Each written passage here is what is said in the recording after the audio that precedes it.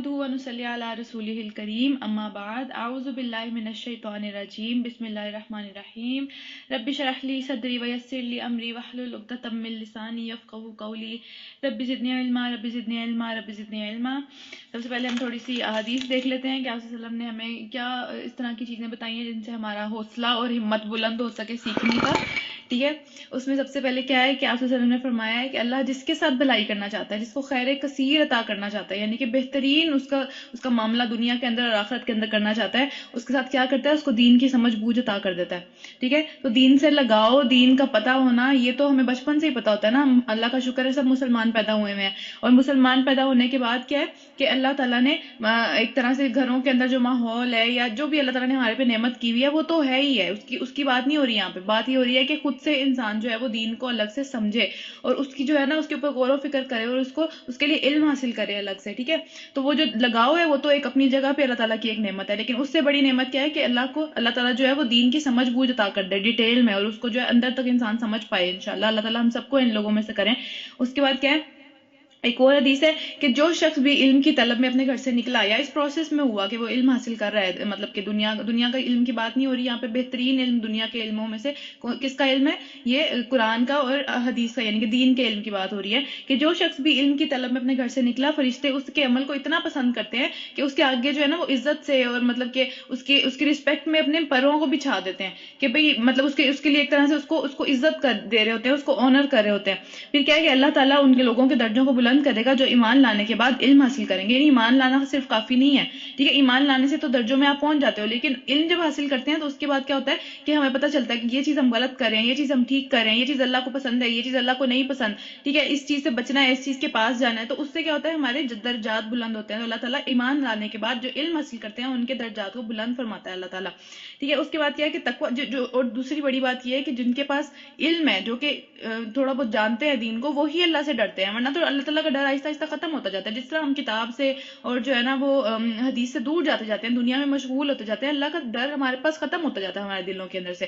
ہم جو ہے وہ زیادہ بے خوف ہو جاتے ہیں کہ بس نہیں ٹھیک ہے دیکھ لیں گے، ابھی تو زندگی چل رہی ہے، ٹھیک ہے۔ تو جس طرح لیکن ہم اللہ تعالیٰ کا کتاب پڑھتے ہیں، جس طرح ہم آج کل ہم روز پڑھ رہے ہیں، تو ہم اپنے آپ میں خود یہ چیز فیل کرتے ہیں کہ ہم اللہ تعالیٰ کے زیادہ قریب ہو رہے ہیں آہستہ آہستہ، ٹھیک ہے۔ تو جو علم حاصل کرتے ہیں اللہ تعالیٰ ان کو اپنے قریب کر لیتے ہیں، ان کے دلوں میں ڈر اور خوف زیادہ ہوتا ہے اللہ تعالیٰ کا کہ بھئی نہیں یہ کام نہیں کرنا میں نے، کیونکہ اللہ تعالیٰ اس سے ناراض ہوتے ہیں، ٹھیک ہے۔ پھر کیا ہے کہ آپ سے نے فرمایا کہ خبردار دنیا میں ساری چیزیں جو ہیں ملعون ہیں، یعنی کہ اللہ سے دور کر دینے والی ہیں، سوائے علم کے، طالب علم کے اور کس کے، علم سکھانے والے کے، یعنی یہ دو چیزیں کیا ہے کہ اللہ سے قریب کرتی ہیں، باقی سب چیزیں اللہ سے دور کرنے والی ہیں۔ تو چلیں اب اس کے بعد ہم انشاءاللہ سٹارٹ کرتے ہیں۔ سورہ نساء ہم نے شروع کی ہوئی ہے، اس کا چوتھا رکوع آج سٹارٹ کرنا ہے ہم نے، اور یہ چوتھے پارے کا 15واں رکوع ہے، ٹھیک ہے۔ اور آیت نمبر 22 ہم نے ختم کر لی تھی، 23 سے سٹارٹ کریں گے انشاءاللہ۔ چلیں جی، بسم اللہ الرحمن الرحیم۔ یہاں پہ ساری حرمتوں کی بات آ رہی ہے کہ کس کس سے نکاح نہیں ہو سکتا انسان کا، ٹھیک ہے، کون کون سے جو ہیں وہ ایک طرح سے محرم رشتے ہیں۔ اس کے بعد کیا ہے کہ ایک ہم پڑھ چکے ہیں کہ جن سے تمہارے باپ نکاح کر چکے ہیں ان سے ہرگز نکاح نہ کرو، یعنی اگر آپ کی ستیلی ماں بھی ہے اس سے بھی نکاح آپ نہیں کر سکتے کیونکہ آپ کے باپ کی وہ محرم تھی، تو ایک طرح سے وہ حرمت ہے آپ کے اوپر۔ پھر کیا کہ تم پر حرام کی گئی کس بارے میں، نکاح کے بارے میں، کہ تم ان سے نکاح نہیں کر سکتے۔ کون، تمہاری مائیں، پہلی بات ہے کہ مائیں، پھر بیٹیاں، بہنیں، پھپھوئیں، اس کے بعد خالائیں، بھتیجیاں یعنی کہ بہن کی بیٹیاں یا بھائی کی بیٹیاں دونوں حرام کی گئی ہیں۔ اس کے بعد کیا ہے یعنی جن کے آپ ماموں ہیں وہ بھی، ان سے بھی آپ شادی نہیں کر سکتے، ڈائریکٹ ماموں جو ہیں۔ اور پھر کیا ہے کہ تمہاری وہ مائیں جنہوں نے تمہیں دودھ پلایا ہو، یعنی کہ اگر اپنی ماں نے دودھ نہیں پلایا، کسی اور نے پلایا، تو اس کی ماں اور اس کے ساتھ جتنے بہن بھائی ہیں، یعنی کہ اس دودھ میں جتنے لوگ شریک تھے وہ سب کے سب بھی حرام ہیں، ان سے شادیاں نہیں ہو سکتی، وہ بہن بھائی ہیں۔ پھر کیا ہے کہ اور تمہاری بیویوں کی مائیں، یعنی کہ ساس جو ہے انسان کی، یا پھر سسر، یعنی کہ میرا تو سسر ہوگا لیکن میرے شوہر کی جو ساس ہیں وہ حرام ہے، ان سے شادی نہیں ہو سکتی، وہ ہمیشہ کے لیے محرم ہو جاتے ہیں، چاہے بیوی سے طلاق بھی ہو جائے پھر بھی وہ محرم رہتے ہیں۔ اور پھر کیا ہے کہ پھر تمہاری بیویوں کی مائیں اور تمہاری بیویوں کی لڑکیاں جنہوں نے تمہاری گودوں میں پرورش پائی ہے، یعنی کہ آپ کی اپنی بیٹی نہیں ہے لیکن آپ کی اسٹیپ ڈاٹر ہے، تو وہ بھی آپ کے لیے حرام ہے۔ اور پھر کیا ان بیویوں کی لڑکیاں جن سے تمہارا جو ہے وہ جسمانی تعلق ہو چکا ہے، یعنی ان کی تمہاری ایسی بیٹیاں جن کی تم نے پرورش نہیں کی، جو تمہارے گھر میں پلی بڑی نہیں ہے، لیکن تمہاری بیویوں کا جن کے ساتھ تعلق ہو چکا ہے تمہارا آلریڈی، ٹھیک ہے، ان کی بیٹیاں بھی پھر تم پہ حرام ہو جاتی ہیں۔ اور پھر کیا ورنہ ورنہ اگر مطلب کہ آپ کا جسمانی تعلق نہیں ہوا تو پھر آپ ان کی بیٹیوں سے شادی کر سکتے ہو، لیکن اگر جسمانی تعلق آپس میں ہو گیا پھر ان کی بیٹی سے شادی نہیں ہو سکتی۔ پھر کیا ہے کہ اگر نہیں ہوا تو پھر کوئی مسئلہ نہیں ہے، اور پھر تمہارے ان بیٹوں کی بیویاں جو کہ تمہارے سلب سے ہو، یعنی کہ جو بہویں ہیں ان سے بھی شادیاں نہیں ہو سکتی، جو ڈائریکٹ بہویں ہیں ان سے بھی وہی والی بات ہے کہ سسر جو ہے وہ محرم میں سے ہوتا ہے۔ اور پھر کیا ہے، یہ بھی تم پر حرام کیا گیا کہ ایک نکاح میں دو بہنوں کو جمع کرو، یعنی کہ دو بہنوں کی بھی آپس میں حرمت ہے کہ ایک بہن کا جو شوہر ہے وہ دوسری بہن سے شادی نہیں کر سکتا جب تک کہ ایک ہی نکاح میں ہو، ایک نکاح میں جمع نہیں کر سکتے دونوں کو، ٹھیک ہے۔ پھر کیا، اور پھر جو ہو گیا وہ ہو گیا، یعنی کہ پہلے جو کٹ چکے ہیں وہ ہو چکا ہے، اب اس کے اوپر یہ نہیں ہے کہ اس کو چھوڑ دو اور یہ وہ، کیونکہ ایک زندگی چل پڑی ہے اب ان لوگوں کی جس طرح سے بھی چل رہا تھا، لیکن آگے سے یہ سب چیزیں نہیں کرنی، اور اللہ بخشنے والا اور رحم فرمانے والا ہے۔ یہاں سے 5واں پارہ سٹارٹ ہو رہا ہے۔ اور وہ عورتیں بھی تم پر حرام کی گئی ہیں جو کسی دوسرے کے نکاح میں بندی ہوئی ہوں، یعنی کہ شریف زادیاں ہوں، شریف ہوں عورتیں ہوں، اور جو ہے نا اس میں اب محسنات کا جو لفظ ہے اس میں شریف زادیاں بھی آتی ہیں، یعنی کہ جو کہ بالکل پیور قسم کی خواتین ہیں جنہوں نے جو ہے نا ابھی مطلب نکاح کی اس کی ایج نہیں ہوئی ہے، یا نکاح کی ایج ہو بھی گئی ہے ابھی وہ نکاح کے لیے اویلیبل نہیں ہے۔ اور دوسرا کیا ہے کہ جن کی شادیاں ہو چکی ہوئی ہیں جو کہ نکاح کے اندر ہیں، وہ بھی ان سے بھی نکاح نہیں کیا جا سکتا جب تک کہ وہ اپنے شوہر کو چھوڑ نہیں دیتی یا وہ اکیلی نہیں ہے پھر اس کے بعد، ٹھیک ہے۔ البتہ ایسی عورتیں اس سے مستثنیٰ ہیں جو کہ جنگ میں تمہارے ہاتھ آئی، یعنی کہ جنگ میں جو خواتین آپ کے ہاتھ آئی ہیں جو کہ جنگی قیدی کے طور پہ ہیں، پھر اگر وہ شادی شدہ بھی ہیں، ٹھیک ہے، لیکن اب وہ قیدی ہیں، تو قیدی کے اوپر کیا ہے کہ اس کا شوہر شاید جنگ میں مر گیا یا کچھ بھی اس کا حساب کتاب ہوا، ان سے پھر شادی ہو سکتی ہے۔ پھر کیا ہے کہ یہ اللہ کا قانون ہے جس کی پابندی تم پر لازم کی گئی ہے۔ پھر اس کے بعد کیا ہے کہ اس کے ماں سوا، یعنی اس کے علاوہ جتنی بھی عورتیں، ٹھیک ہے، تم اپنے مال سے حاصل کرنا چاہتے ہو سب تمہارے لیے حلال کر دیا گیا ہے، یعنی کہ جتنی بھی عورتوں کو تمہیں لگتا ہے کہ تم جو ہے نا ان سے نکاح کر سکتے ہو، جتنی بھی عورتوں مطلب ان کے جو نکاح کی ڈیمانڈ جو ہے وہ کیا ہے، حق مہر ہے، ٹھیک ہے۔ حق مہر اگر تم ان کا پورا کر سکتے ہو تو پھر وہ تم پر حلال ہو جائیں گی حق مہر ادا کرنے کے بعد، ٹھیک ہے۔ تو ان سے شادی ہو سکتی ہے بشرط یہ کہ ان کو نکاح میں لے کے آؤ، یہ نہ کرو کہ بھئی پیسے دے کے زنا کرے ان کے ساتھ، یعنی پیسہ تو استعمال ہوگا ظاہر، نکاح میں بھی استعمال ہوگا، زنا میں بھی استعمال ہوگا، تو اس کو جو ہے نا وہ نکاح کے اندر محفوظ کرو ان عورتوں کو، یہ نہ ہو کہ جو ہے نا کھلے عام جو ہے وہ اس طرح کی حرکتیں کرنے لگ جاؤ، یہ نہیں کرنا۔ پھر کیا ہے، پھر جو ازواجی زندگی کا لطف تم ان سے اٹھاؤ اس کے بدلے میں اس کو مہر عطا، مطلب اس کو مہر جو فرض ہے دینا، اس سے پہلے تم نے اس کو مہر دینا ہے جو کہ اس سے تم فائدہ اٹھا رہے ہو، اس کی ایک طرح سے اس کا معاوضہ سمجھ لیتے ہیں، ٹھیک ہے۔ البتہ مہر کی جو آپس میں بھی رضامندی کے ساتھ جو بھی ہوا ہے تم لوگوں کا معاملہ ہوا ہے، پھر اس پہ اگر کوئی بھی کمپرومائز ہو جاتا ہے تو پھر کوئی مسئلہ نہیں ہے، یعنی کہ اگر لڑکی کہتی ہے کہ یار میں تھوڑا لے لیتی ہوں مجھے کوئی مسئلہ نہیں ہے، یا اگر کوئی بھی اس طرح کا معاملہ ہو جاتا ہے کہ اسے معاف اس نے کر دیا، یا معاف زبردستی نہیں کرانا، ٹھیک ہے، اس نے خود ہی اپنی رضامندی سے معاف کر دیا، تو پھر کوئی مسئلہ نہیں ہے، پھر اللہ تعالیٰ کو کوئی مسئلہ نہیں ہے اس چیز سے، اللہ تعالیٰ جاننے والا اور سب چیزوں کو جاننے والا ہے۔ اور جو شخص تم میں سے اتنی طاقت نہ رکھتا ہو، یعنی اس کے پاس اتنے پیسے نہیں ہے کہ کسی خاندانی مسلمان عورت، یعنی یہاں پہ بھی محسنات کا لفظ آیا، ٹھیک ہے، یعنی کہ ایک شادی شدہ جو پاک دامن عورت ہے، اور دوسری کون ہے کہ جو ابھی خاندانی عورت ہے لیکن پاک دامن ہے، ابھی وہ نکاح نہیں ہوا اس کا، وہ بھی پاک دامن ہی ہے، ٹھیک ہے، اور اس کا کسی چیز سے اس طرح کا تعلق نہیں ہے۔ پھر کیا ہے کہ اس طرح کی عورت کو تم افورڈ نہیں کر سکتے، اس کا نکاح کا جو قیمت ہے یعنی کہ مہر ہے وہ نہیں دے سکتے، تو پھر تمہیں چاہیے کہ ان لونڈیوں سے نکاح کر لو جو کہ تمہارے قبضے میں ہو اور مومنہ ہو، یعنی کہ نکاح کی اتنی زیادہ بار بار نکاح کی امپورٹنس آ رہی ہے کہ نکاح کیوں ضروری ہے، نکاح کر لو پھر بھی، ٹھیک ہے۔ کیوں تم نکاح کر لو؟ کیونکہ اگر تمہیں یہ ڈر ہے کہ بھئی تم اپنے ایمان پہ نہیں قائم رہ سکو گے، تم زنا کر جاؤ گے، تو پھر تم یعنی کہ جس کے ہاف رائٹس ہیں معاشرے کے اندر، ہاف رائٹس اس کے تھے اس ٹائم پہ، یہ جو لونڈیاں تھیں ان کے ہاف رائٹس سے، مطلب کہ شریف زادیوں کے مقابلے میں ان کے ہاف رائٹس تھے، تو اللہ تعالیٰ کہہ رہے ہیں پھر تم ان سے بھی نکاح کر سکتے ہو، کوئی مسئلہ نہیں ہے ان سے بھی نکاح کرنے میں، اللہ تمہارے ایمانوں کے حال کو خوب جانتا ہے، اور تم سب ایک دوسرے سے ہی تو سارے ہی انسان ہیں، ٹھیک ہے، کسی کا درجہ اوپر ہے کسی کا درجہ نیچے ہے لیکن ہیں سبھی انسان، تو کوئی مسئلہ نہیں ہے، لہٰذا ان کے سرپرستوں کی اجازت کے ساتھ ان سے نکاح کر لو، یعنی کہ جن کی وہ لونڈیاں ہیں یا جن کے گھروں میں تم رشتہ بھیج رہے ہو ان کے جو ولی ہے اس کی اجازت کے ساتھ نکاح کرو، اور معروف طریقے سے کرو، یعنی کہ سب کے سامنے ہونے چاہیے، کھلے یہ نہیں کہ جو ہے نا آپ چھپ چھپا کے مطلب کچھ راتوں کے لیے آپ نے نکاح کر لیا اس کے بعد آپ نے چھوڑ دیا، یہ چیزیں ٹھیک نہیں ہیں، ٹھیک ہے۔ اور معروف طریقے سے ان کے مہر ادا کرو سب کے سامنے گواہوں کی موجودگی میں، ایک مطلب معروف بات ہونی چاہیے، ہم نے معروف پڑھا تھا، معروف کیا لفظ ہوتا ہے، معروف کا مطلب یہ ہوتا ہے کہ جو کہ اہل ایمان کے سامنے صحیح سمجھی جائے، وہ بات معاشرے میں ٹھیک سمجھی جائے اہل ایمان کے سامنے، اللہ تعالیٰ کے ہاں اس کا حکم دیا گیا ہو کہ ہاں یہ ایسے ہی کرنا ہے، ٹھیک ہے، وہ طریقہ معروف ہوتا ہے، ہم نے پڑھا تھا نا امر بن معروف اور نہی عن المنکر، یہ وہی والا لفظ معروف والا یہاں پہ آیا ہوا ہے، ٹھیک ہے، تاکہ وہ کیا کریں کہ وہ جو ہے نا وہ نکاح میں بن جائیں، یعنی کہ نکاح کیا ہے، نکاح اللہ علیہ وسلم نے فرمایا کہ نکاح جو ہے وہ ایک قلعے کی طرح ہے کہ جو اس میں آ جاتا ہے وہ محفوظ ہو جاتا ہے، کس چیز سے، ایک تو شیطان کے حملوں سے محفوظ ہو جاتا ہے، ٹھیک ہے، اور اس کے بعد اس کو ایک طریقہ مل جاتا ہے اپنی جو فزیکل ایگزرشن جو بھی اس کی فزیکلی نیڈز ہیں ان سب کو پورا کرنے کا، تو وہ ایک طرح سے مختلف گناہوں سے بچ جاتا ہے۔ پھر آپ صلی اللہ علیہ وسلم کی حدیث ہے کہ تم میں سے جو بھی کوئی نکاح کر لیتا ہے اس کا آدھا دین مکمل ہو جاتا ہے اس چیز کے بارے میں، وہ حیا اور وہ سب چیزیں جو ہیں وہ اس کے لیے اس کو ایک راستہ مل جاتا ہے ان سب چیزوں کو پورا کرنے کا. پھر کیا ہے، اس کا آدھا دین تو مکمل ہو جاتا ہے. پھر اس کو فکر کرنی چاہیے کہ جو اس کا باقی آدھا دین ہے اس کو بھی وہ صحیح طریقے سے اللہ تعالیٰ سے ڈر کے پورا کرنے کی کوشش کرنی چاہیے. یعنی آدھا دین تو اللہ تعالیٰ نے دے ہی دیا، اب باقی آدھے کو جو ہے وہ اس کے بارے میں اللہ تعالیٰ سے ڈرنا چاہیے کہ وہ جو بھی اس میں حقوق ہیں، جو بھی فرائض ہیں، ان سب چیزوں کے بارے میں. ٹھیک ہے. پھر پھر آگے سے جی کہتے ہیں اللہ تعالیٰ کہ تاکہ وہ جو ہے وہ نکاح میں محفوظ ہو جائیں اور آزاد بدکاری نہ کرتی پھریں. ٹھیک ہے. یعنی ان کو جو ہے وہ اپنے نکاح میں محفوظ کرنا ہے. اور پھر کیا ہے کہ اور نہ ہی وہ جو ہے نا چوری چھپے آشنائیاں لگائیں. یعنی یہاں پہ جو ہمارا گرل فرینڈ اور بوائے فرینڈ والا کلچر ہے اس کی بات ہو رہی ہے. ٹھیک ہے. کہ یہ والی چیزیں سب چیزیں جو ہے یہ ان سے بہتر ہے کہ انسان نکاح کرے، کیونکہ یہ سب چیزیں بھی ایکسیپٹیبل نہیں ہے ہمارے دین کے اندر.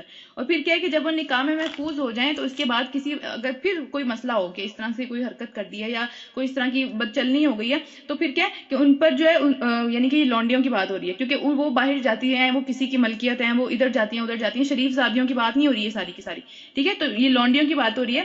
ان کے بارے میں بتایا جا رہا ہے کہ وہ اگر اس طرح کے سارے کام کریں تو ان کی جو سزا ہے وہ ان کے جو خاندانی عورتیں ہیں ان کی نسبت آدھی سزا ہے، کیونکہ حقوق بھی تو آدھے ہیں نا، حقوق آدھے ہیں تو پھر اکاؤنٹیبلٹی بھی آدھی ہے. تو اس کا مطلب کیا ہے کہ اگر وہ اس طرح کی کوئی جو ہے نا خدا نخواستہ باہر جا کے کوئی بدچلنی کرتی ہیں، یا بدچلنی کا مطلب زنا کی ہی بات ہو رہی ہے، کوئی اس طرح کی چیزوں کے اندر وہ جاتی ہیں، کیونکہ اسی طرح کا ان کا سٹیٹس تھا معاشرے کے اندر اس ٹائم پہ.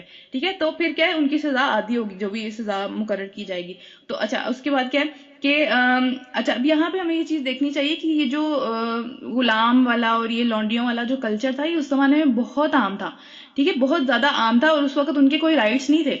ان کو جو اگر کوئی ان سے کوئی نکاح نہیں کرتا تھا، ان کو کوئی حق مہر نہیں دیتا تھا، وہ ان کو ویسے ہی اس مقصد کے لیے یوز کرتے تھے. جو بھی ان کا مقصد ہوتا، جو بھی وہ فائدہ اٹھانا چاہتے تھے وہ اس کو ویسے ہی یوز کرتے تھے. اسلام نے کہا کہ ان سے نکاح کرو. ٹھیک ہے. ان کی عادی ہو جائے گی ساری چیزیں، لیکن یہ ہے کہ پھر بھی ان کے کچھ نہ کچھ جو رائٹس ہیں، کچھ نہ کچھ ان کے حقوق ہیں وہ ان کو دینے ہیں. ٹھیک ہے. تو یہ اللہ تعالیٰ نے ان کے ساتھ ایک معاملہ مقرر کیا کہ ان کے بھی حقوق جو ہیں وہ ہونے چاہیے. پھر آپ صلی اللہ علیہ وسلم کا جو خطبہ تھا، آخری خطبہ تھا حج کے موقع پہ، اس کے اندر جو تھا وہ اس کے اندر بھی آپ صلی اللہ علیہ وسلم نے بہت زیادہ اس چیز کو ہائی لائٹ کیا تھا کہ جو تمہاری جو غلام ہے، جو لونڈی ہیں، ان کے حقوق کے خیال رکھنا ہے، ان کے حقوق کو چھوڑ نہیں دینا. ان کو اگر جو ہے وہ کمزور ہیں، ظاہر سی بات ہے کمزور کیوں ہے، ان کے پیچھے کوئی دیکھنے والا نہیں ہے. ٹھیک ہے. اگر اس کا حق مار بھی دو گے تو ان کے لیے آگے کوئی بولے گا نہیں. ان کے لیے تمہیں کسی کا ڈر نہیں ہے کہ کوئی بھائی میں نے اس کو اگر تنگ کیا تو مجھے یہ بندہ آگے مارے گا. ٹھیک ہے. تو اس لیے ان لوگوں کا جو حقوق ہے ان کے بارے میں اللہ سے ڈرنا ہے، کیونکہ ان کے پیچھے اللہ کھڑا ہوا ہے. ان کے پیچھے اگر دنیا میں کوئی نہیں ہے تو اللہ کھڑا ہوا ہے. اسی طرح عورتوں کے حقوق کے بارے میں بھی اللہ تعالیٰ نے یہی کہا کہ اگر وہ کمزور ہیں، ظاہری بات ہے اگر یہ ہم مطلب میاں بیوی کے تعلق کی بات کرتے ہیں، اس میں عورت کو کمزور بنایا اللہ تعالیٰ نے، ظاہری سی بات ہے مرد کو اوپر دیا درجہ. تو اس میں کیا ہے کہ عورت کے پیچھے پھر کون کھڑا ہوا ہے؟ اللہ کھڑا ہوا ہے. اگر تم اس کو کمزور سمجھ کے اس کے اوپر کوئی زیادتی اس طرح کی چیزیں کرتے ہو تو پھر اللہ تمہیں پکڑے گا اس کے پیچھے. پھر آگے کیا ہے؟ اچھا سزا ان کی نسبت آدھی ہے جو کہ خاندانی عورتوں کے لیے مقرر ہے. یہ سہولت تم میں سے ان لوگوں کے لیے پیدا کی گئی ہے جن کو شادی نہ کرنے کی وجہ سے کیا ڈر ہو کہ وہ کسی مصیبت میں پڑ جائیں گے، کسی فتنے میں پڑ جائیں گے، کسی زنا کے اندر پڑ جائیں گے. تو بہتر ہے کہ وہ شادی کر لیں ان عورتوں سے جو کہ لونڈیاں ہیں. پھر کیا کہ لیکن اگر تم صبر کرو، یعنی اس کے مقابلے میں بھی اگر تم صبر کرو نا تو تمہارے لیے زیادہ بہتر ہے. صبر کس طرح؟ آپ سے نے فرمایا کہ اگر کسی سے اپنی یہ والی جو فیلنگز ہیں کنٹرول نہ ہوتی ہوں، ایون شادی کے بعد بھی، شادی سے پہلے بھی، جو بھی ہے، ٹھیک ہے، تو وہ پھر اس کو کیا کرنا چاہیے؟ اس کو روزے رکھنے چاہیے. کیونکہ روزہ کیا کرتا ہے؟ آپ کی یہ جو سیکشول ڈیزائرز اور ان کی سیکشول اپیل ہوتی ہے اس کو تھوڑا سا کم کر دیتا ہے. وہ جب آپ کے اندر ہی طاقت نہیں ہوگی، ہم کھانے پینے کے بعد گناہ کرتے ہیں. ٹھیک ہے. جب کھانا پینا نہیں ہوتا نا تو اس سے پہلے صرف کھانے پینے کی فکر ہوتی ہے. تو اس لیے اس میں ایک حکمت ہے کہ روزہ جب آپ رکھتے ہیں تو اس سے کیا ہوتا ہے کہ آپ کی وہ ساری کی ساری ڈیزائرز اور ساری کی ساری فزیکل بھی نیڈز آپ کی تھوڑی سی کم ہو جاتی ہیں. تو اللہ تعالیٰ نے کہا کہ پھر اگر تم صبر کرو تو تمہارے لیے زیادہ بہتر ہے. پھر اللہ بخشنے والا اور رحم فرمانے والا ہے. پھر کیا ہے کہ آگے چلتے ہیں. اللہ چاہتا کہ تم ان طریقوں کے اللہ چاہتا ہے کہ تم پر وہ سارے طریقے، عبادت کے طریقے جو بھی، ٹھیک ہے، وہ سارے طریقے تم پر واضح کر دے اور انہی طریقوں پر تم پر چلائے جن کی پیروی تم سے پہلے لوگ گزرے ہوئے اچھے لوگ کر چکے ہیں. اللہ تعالیٰ چاہتا ہے کہ سب لوگ اچھے کام کریں، اس لیے اللہ ساری چیزیں واضح بھی کرتا جاتا ہے. ہمیں ایسے موقع بھی دیتا ہے جس میں کیا ہوتا ہے کہ ہم واپس آ جاتے ہیں. ہم اگر بھٹک بھی رہے ہوں ہم پھر واپس آ جاتے ہیں. تو اس طرح کی ساری اپرچونٹیز اللہ تعالیٰ اس لیے دیتا ہے کیونکہ اللہ تعالیٰ چاہتا ہے کہ ہم اچھے کام کریں، ہم بچ جائیں آگ سے، اور وہ اپنی رحمت کے ساتھ تم پر متوجہ ہونے کا ارادہ رکھتا ہے. ٹھیک ہے. اور وہ علیم بھی ہے، یعنی ہر چیز جانتا بھی ہے، اور ہر چیز کی بیک گراؤنڈ بھی اس کو پتا ہے کہ کیوں کوئی چیز ہو رہی ہے. ٹھیک ہے. اس کے مطلب عقل بھی ساری کی ساری آپ سمجھ لیں کہ ساری حکمت بھی جو ہے وہ اللہ تعالیٰ کے پاس ہی ہے. ہاں اللہ تو تم پر رحمت کرنا چاہتا ہے. ٹھیک ہے. مگر جو ظاہری بات ہے اب اللہ تعالیٰ ایک طرف سے معاملہ نہیں ہوتا، ہمیشہ دونوں طرف سے معاملہ ہوتا ہے. اللہ تعالیٰ چاہے بھی پھر بھی جو لوگ جو ہے وہ اپنے نفس کی پیروی کرے جا رہے ہیں، جو کہ بات نہیں مان رہے، جو کہ یہ ساری حدود کی پابندی نہیں کرے جو اللہ تعالیٰ نے بھی بتائی ہے، ٹھیک ہے، تو کیا ہوگا کہ وہ راہ راست سے دور نکل جائیں گے. وہ سارے کے سارے جو ہیں وہ سیدھے راستے سے بہت دور چلے جائیں گے، کیونکہ یہ پابندیاں، یہ جو ظاہری بات ہے دین آسان ہے لیکن اس کے اندر ایک پابندیاں ہیں، ایک دائرہ اللہ تعالیٰ نے بنایا ہوا ہے جس کے اندر رہنا ہے، اس سے باہر نہیں جانا. اب اس میں سے ایک دائرے کا ایک حصہ یہ بھی ہے کہ جو نکاح والی بھی پہلے بات ہوئی ہے کہ نکاح کے اندر جا کے تم جو مرضی فائدہ اٹھاؤ اس عورت سے، لیکن اس کے باہر فائدے نہیں اٹھانے اس سے، ٹھیک ہے، کیونکہ مال تو دونوں طریقے سے خرچ کیا جا سکتا ہے. تو پھر کیا ہے کہ اللہ تعالیٰ نے مطلب اب یہ ہے کہ جو پابندیاں آ رہی ہیں، جو ساری کی ساری یہ ایک طرح سے سمجھ لیں کہ ایک پورا دائرہ اللہ تعالیٰ نے کھینچ دیا ہے کہ بس اس کے اندر ہی رہنا ہے، حدود ہے یہ ساری کی ساری، تو وہ آسانیاں ہمارے اپنے لیے بھی لے کے آتی ہیں. ٹھیک ہے، ہمارا اپنا جو نفس ہے وہ اس چیز کو بے شک پسند نہیں کرتا، ہمارے لیے مشکل ہو جاتا ہے. بعض اوقات ہم کہتے ہیں یار کیا ہر وقت یہ کبھی یہ نہیں کر سکتے، یہ نہیں کر سکتے، اب یہ نہیں کر سکتے، ٹھیک ہے، لیکن اس میں ہمارے لیے ہی بہتری ہے. اللہ تعالیٰ کہنے میں رحمت چاہتا ہوں تمہارے لیے، اسی لیے یہ سب کچھ تمہارے لیے کیا.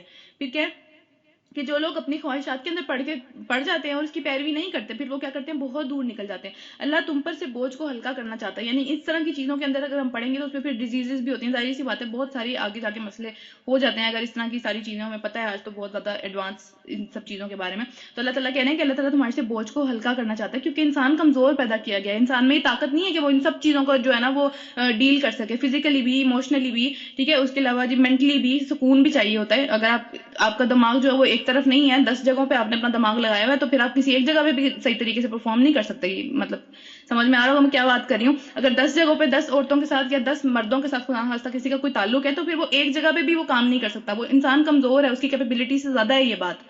ٹھیک ہے، تو اللہ تعالیٰ کہہ رہے ہیں کیونکہ انسان کمزور پیدا کیا گیا ہے. پھر کیا ہے، اچھا اس کے علاوہ ہمیں یہ دیکھنی چاہیے کہ غلام عورتوں سے فرسٹ آف آل نکاح کرنے کی اللہ تعالیٰ نے اجازت دی ہے. اس کے بعد کیا ہے کہ اللہ تعالیٰ دلوں کے حال جانتا ہے، ٹھیک ہے، دلوں میں کیا چلتا ہے کیا نہیں چلتا، اس کی وجہ سے اللہ تعالیٰ نے یہ اجازت دی ہے لوگوں کو. پھر آپ صلی اللہ علیہ وسلم نے مطلب ظاہر پہ معاملہ کرنا نا، ہمیں تو نہیں پتا دلوں کا کیا حالات چل رہے ہیں، کسی کے ساتھ دل میں کیا چل رہا ہے کیا نہیں چل رہا، تو اس میں یہ کہ ہمیں ظاہر پہ معاملہ کرنے کا حکم دیا گیا. یعنی ہمیں پتہ ہے، ہمیں دور دور سے پتہ بھی چل رہا ہوتا ہے، کچھ ایسے معاملات ہوتے ہیں کہ ہمیں پتہ چل رہا ہوتا ہے یار کہ جو ہے نا کسی بندے کے دل میں کوئی مسئلہ ہے، یا جو ہے نا وہ اوپر سے کوئی حرکتیں کر رہا ہے، نیچے اندر سے اس کا یہ وہ نہیں ہے. تو آپ صلی اللہ علیہ وسلم نے اس بارے میں فرمایا کہ مجھے حکم نہیں دیا کہ میں جو ہے نا وہ دلوں کی کھوج لگاؤں، میرے ساتھ جو بندہ اچھا ہے اوپر سے اچھا ہے میں اس کے ساتھ اچھا ہی رہوں گا، ٹھیک ہے، اس طرح کے معاملات ہیں. یا دلوں کے اندر میں جو ہے نا وہ اس کے بارے میں بات کروں کہ بھائی اس کے دل میں یہ ہے، اوپر سے یہ بن رہا ہے، ایسا نہیں ہے. آپ صلی اللہ علیہ وسلم نے کہا مجھے حکم نہیں دیا گیا کہ میں دلوں کے کھوج لگاؤں لوگوں کے، اور نہ ان کے پیٹ چیک کر کے دیکھوں کہ بھئی کیا ان کے پیٹ میں کون سی بات ہے. یہ اس طرح کی کھوج لگانا یا ٹور میں رہنا یہ چیزیں اچھی نہیں ہے.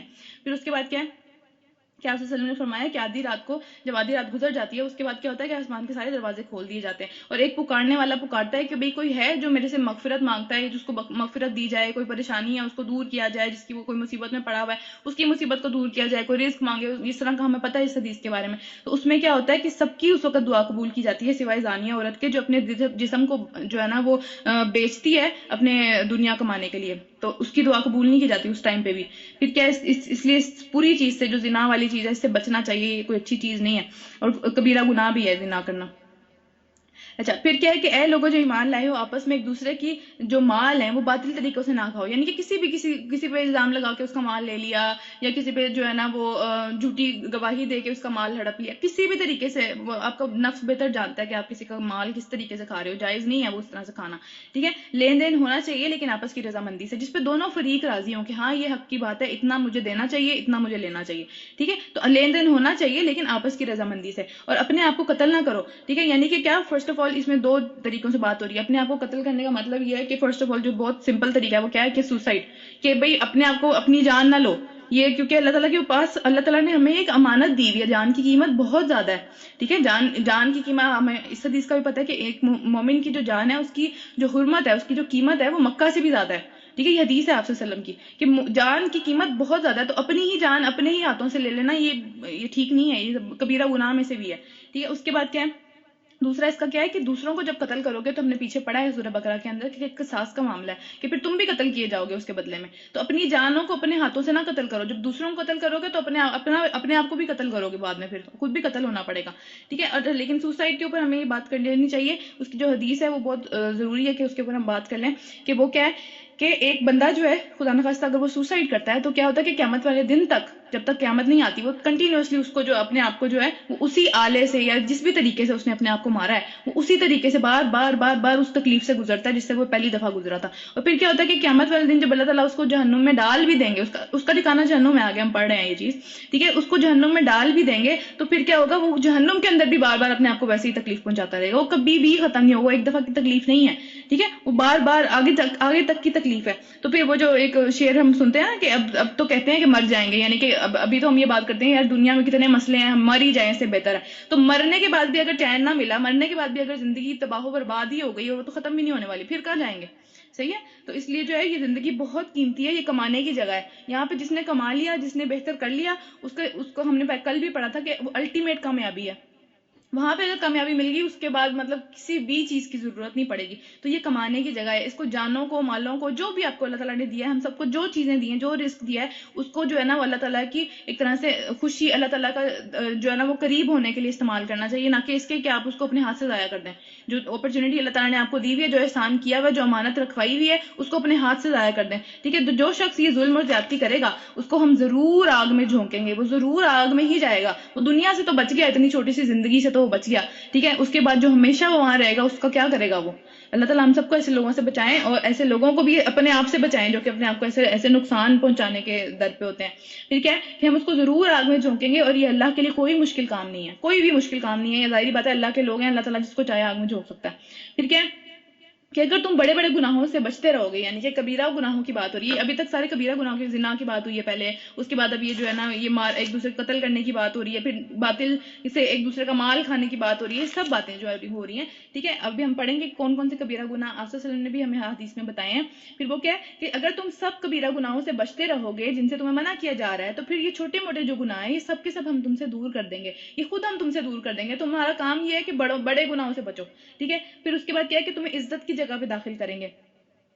اچھا, اب ابن عباس جو ہیں وہ صحابی ہیں صلی اللہ علیہ وسلم کے, وہ فرماتے ہیں کہ ہر وہ گناہ کبیرہ ہے جس کو اللہ تعالیٰ نے جہنم کی آگ پہ ختم کیا ہے. یعنی قرآن میں جہاں جہاں یہ بات اللہ تعالیٰ نے کی ہے کہ بھئی یہ اگر کوئی گناہ کرے گا تو وہ جو ہے نا وہ جہنم میں جائے گا, وہ جہنم میں جائے گا. ہر وہ گناہ جو ہے وہ کبیرہ گناہ, اس سے بچنے کی کوشش کرنی چاہیے. اور پھر ایک اور حدیث ہے آپ صلی اللہ علیہ وسلم نے فرمایا ہے کہ بھئی جو ہے نا سب سے بڑا گناہ کون سا ہے, سب سے بڑا گناہ جو معاف بھی نہیں کیا جائے گا وہ ہے شرک ہے اللہ تعالیٰ کے ساتھ. جان بوجھ کے کسی نے شرک کیا, مطلب اب جان بوجھ کے کرنا تب ہے جب آپ کے پاس علم ہو, ٹھیک ہے. بہت ساری ایسی رسومات ہیں, بہت ساری ایسی چیزیں ہیں جو کہ ہماری سوسائٹی کے اندر چل رہی ہیں اور وہ شرک میں شمار ہوتی ہیں. قبروں کو پوجنا, قبروں کے اوپر چڑھاوے چڑھانا, اس طرح کی سب چیزیں جو ہیں وہ یہ شرکوں میں شمار ہوتی ہیں. یہ اللہ تعالیٰ کے ساتھ آپ شرک کریں, قبروں پہ جا کے دعائیں مانگنا ان لوگوں سے, یہ سب چیزیں ٹھیک نہیں ہیں, ٹھیک ہے. لیکن اگر کسی کو نہیں پتا تو تب وہ معاف ہو جائیں گے. اگر کسی کو پتا ہے اور وہ جان بوجھ کے کر رہا ہے تو پھر وہ معافی نہیں ہے اس کے لیے. پھر کیا ہے کہ دوسرا بڑا گناہ کیا ہے, والدین کے ساتھ نافرمانی کرنا ان کی. اگر وہ کسی جائز طریقے کا جائز کام کا حکم دے رہے ہیں تو پھر وہ پورا کرنا, ان کے ساتھ بدتمیزیاں نہیں کرنی, ٹھیک ہے. ان کا جو حق ہے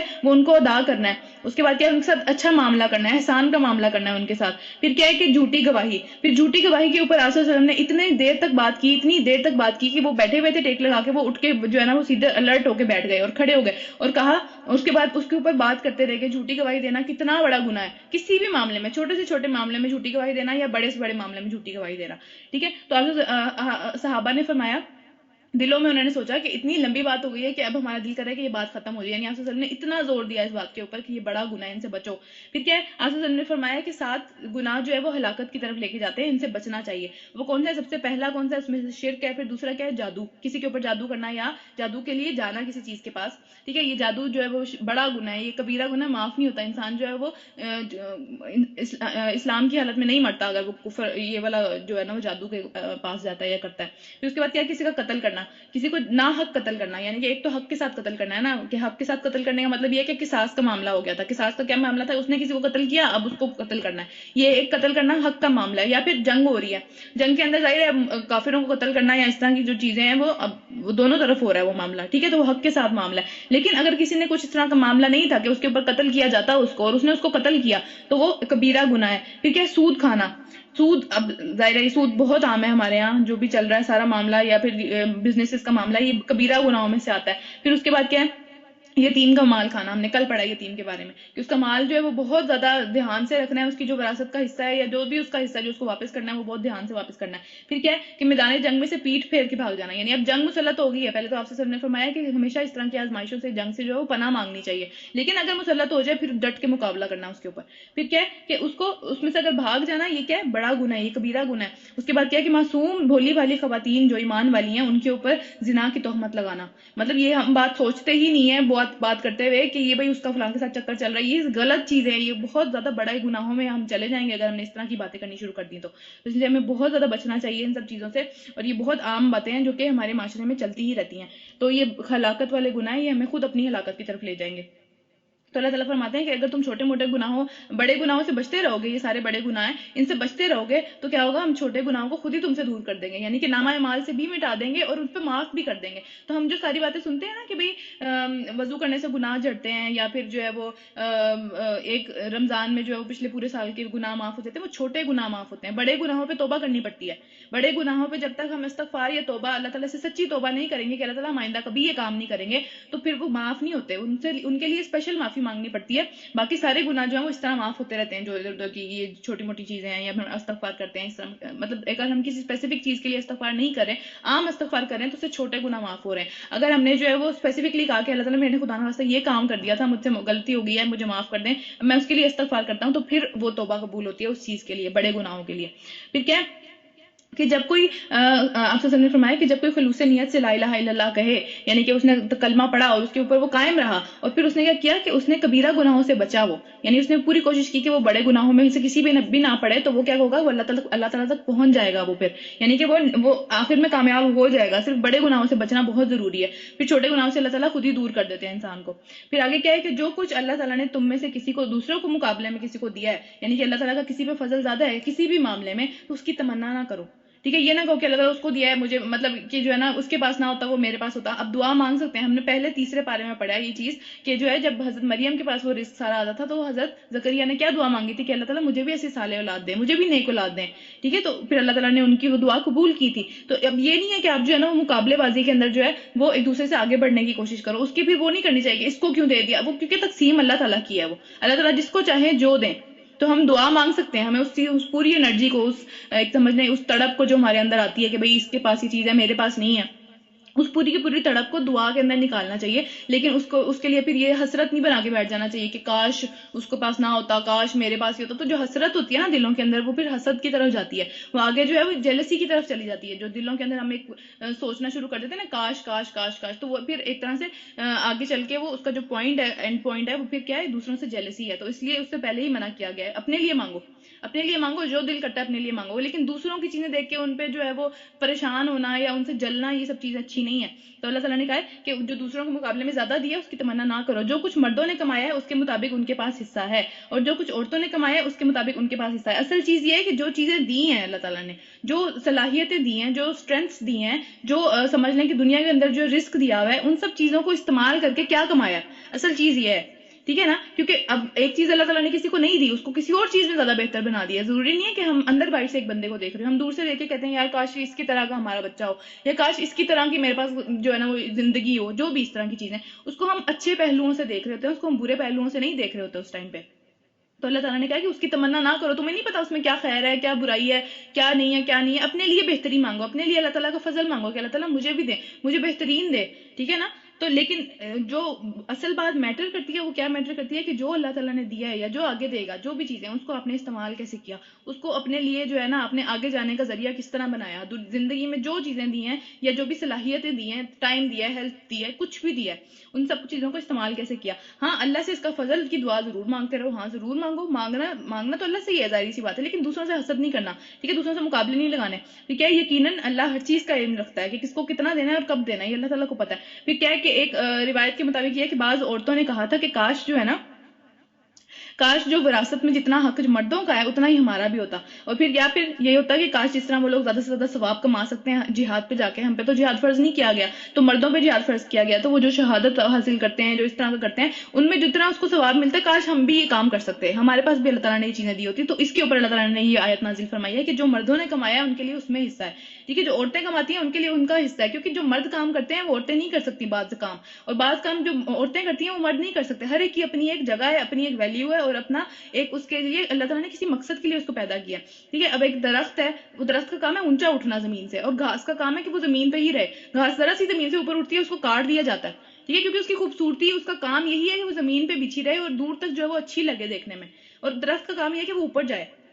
تو ہر چیز کو اللہ تعالیٰ نے اس کے ڈفرینٹ کام دیے ہوئے ہیں، اور وہ ڈفرینٹ کاموں کی وجہ سے اس کی جتنی صلاحیتیں ہیں، یا اس کو جتنی بھی اللہ تعالیٰ نے چیزیں دی ہیں دنیا کے اندر، وہ ساری کی ساری اس کے کسی مقصد کے لیے دی ہوئی ہیں۔ اللہ تعالیٰ کہہ رہے ہیں نا، ہر چیز کا علم رکھتا ہے اللہ تعالیٰ، اس کو پتہ ہے کہ اس کو کیا دینا ہے، کب دینا ہے، کیسے دینا ہے، ٹھیک ہے۔ تو اس کے اوپر اعتراضات کرنا یا پھر برابری کی کوششیں کرنا یا پھر اس طرح کی باتیں کرنا، وہ یہ چیزیں ٹھیک نہیں ہے۔ اللہ تعالیٰ کہہ رہے ہیں کہ جس نے جتنا کمانا ہے وہ اسی چیز کے اندر کمائے جو کہ اس کو دیا گیا ہے، ٹھیک ہے نا۔ تو دوسروں سے مقابلے نہیں کرنے چاہیے، لیکن اللہ سے دعا ضرور مانگتے رہنا چاہیے ہر وقت۔ پھر کیا، اور ہم نے اس کے ترقی کے وارث مقرر کر دیے ہیں جو کہ والدین اور قریبی رشتہ دار چھوڑے۔ ہم نے پیچھے پڑھا ہے کہ کس کا کہاں پہ کتنا حصہ ہے۔ اب رہے وہ لوگ جن سے تمہارے عہدوں پہ ماں ہو، ان کا حصہ انہیں دے دو، یعنی کہ جس سے آپ نے وعدہ کیا ہوا ہے کہ بھائی میں تمہیں اتنے پیسے دوں گا، یا جو بھی آپ کے وعدے وغیرہ چل رہے ہیں، کانٹریکٹس چل رہے ہیں، ان کے وہ آپ کے اوپر ہے، ٹھیک ہے۔ اللہ نے جتنے حصے مقرر کر دیے ہیں وہ کر دیے ہیں، لیکن باقی جو بھی کانٹریکٹس آپ کی اپنی زندگی میں ہیں، یا جو بھی، کیونکہ ہر بندے کے ڈفرینٹ ہوتے ہیں، تو وہ پھر آپ نے خود ادا کرنے ہیں۔ اللہ ہر چیز پر نگران ہے، اللہ دیکھ رہا ہے کہ بھائی کوئی کر رہا ہے یا نہیں کر رہا۔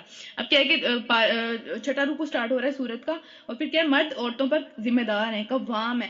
قیم کا مطلب ہوتا ہے مینیجر، ٹھیک ہے۔ مینیجر کا مطلب کیا ہے کہ وہ دیکھنے والا ہے، اس کو مینیج کرنے والا ہے، اس کی بڑی بڑی ضروریات۔ اب ظاہر ہے ہر چیز کے لیے کمپنی میں آپ مینیجر کے پاس نہیں جاتے، بہت ساری چیزیں آپ خود ڈیل کرتے ہو، لیکن جو معاملات آپ کے آؤٹ آف کنٹرول ہیں یا جو آپ کی اسکوپ سے باہر ہیں، اس کے لیے پھر آپ مینیجر کے پاس جاتے ہو، جو کہ آپ حل نہیں کر سکتے خود سے۔ ان معاملات کے لیے آپ کے پاس ایک ساتھی ہوتا ہے آپ کا، جو کہ وہ معاملات دیکھتا ہے۔ تو پھر کیا ہے کہ اللہ تعالیٰ نے وہ بنایا مرد کو عورتوں کے لیے، کیونکہ وہ اپنے مال خرچ کرتے ہیں، اللہ تعالیٰ نے ان کو فضیلت دی ہے، کیونکہ وہ اپنے مال خرچ کرتے ہیں۔ ذمہ داری مال کی اس کے پاس ہے، آپ کے پاس ذمہ داری نہیں ہے۔ ہم نے کل بھی یہ بات کی تھی کہ اگر عورت جو ہے وہ ملینئر بھی ہے، اس کو اللہ تعالیٰ نے دنیا جہان کی ساری نعمتیں دی ہوئی ہیں، پھر بھی اس کے اوپر جو ہے یہ اللہ تعالیٰ نے فرض نہیں کیا کہ وہ گھر کے اندر خرچہ کرے۔ اگر وہ خرچہ کرتی ہے تو اس کا احسان ماننا چاہیے اس چیز کے اوپر، ٹھیک ہے، اس کا احسان ماننا چاہیے، اور اس کو جو ہے وہ تانے نہیں دینے چاہیے کہ بھئی تمہاری اولاد ہے، تمہارا شوہر ہے، تم خرچہ کیوں نہیں کری۔ وہ اس کی مرضی ہے، اللہ تعالیٰ نے اس کے اوپر ذمہ داری نہیں ڈالی، مرد پہ ڈالی ہے، اور اسی وجہ سے اس کو جو ہے وہ ایک درجہ اوپر دیا، کیونکہ وہ مال خرچ کرتے ہیں۔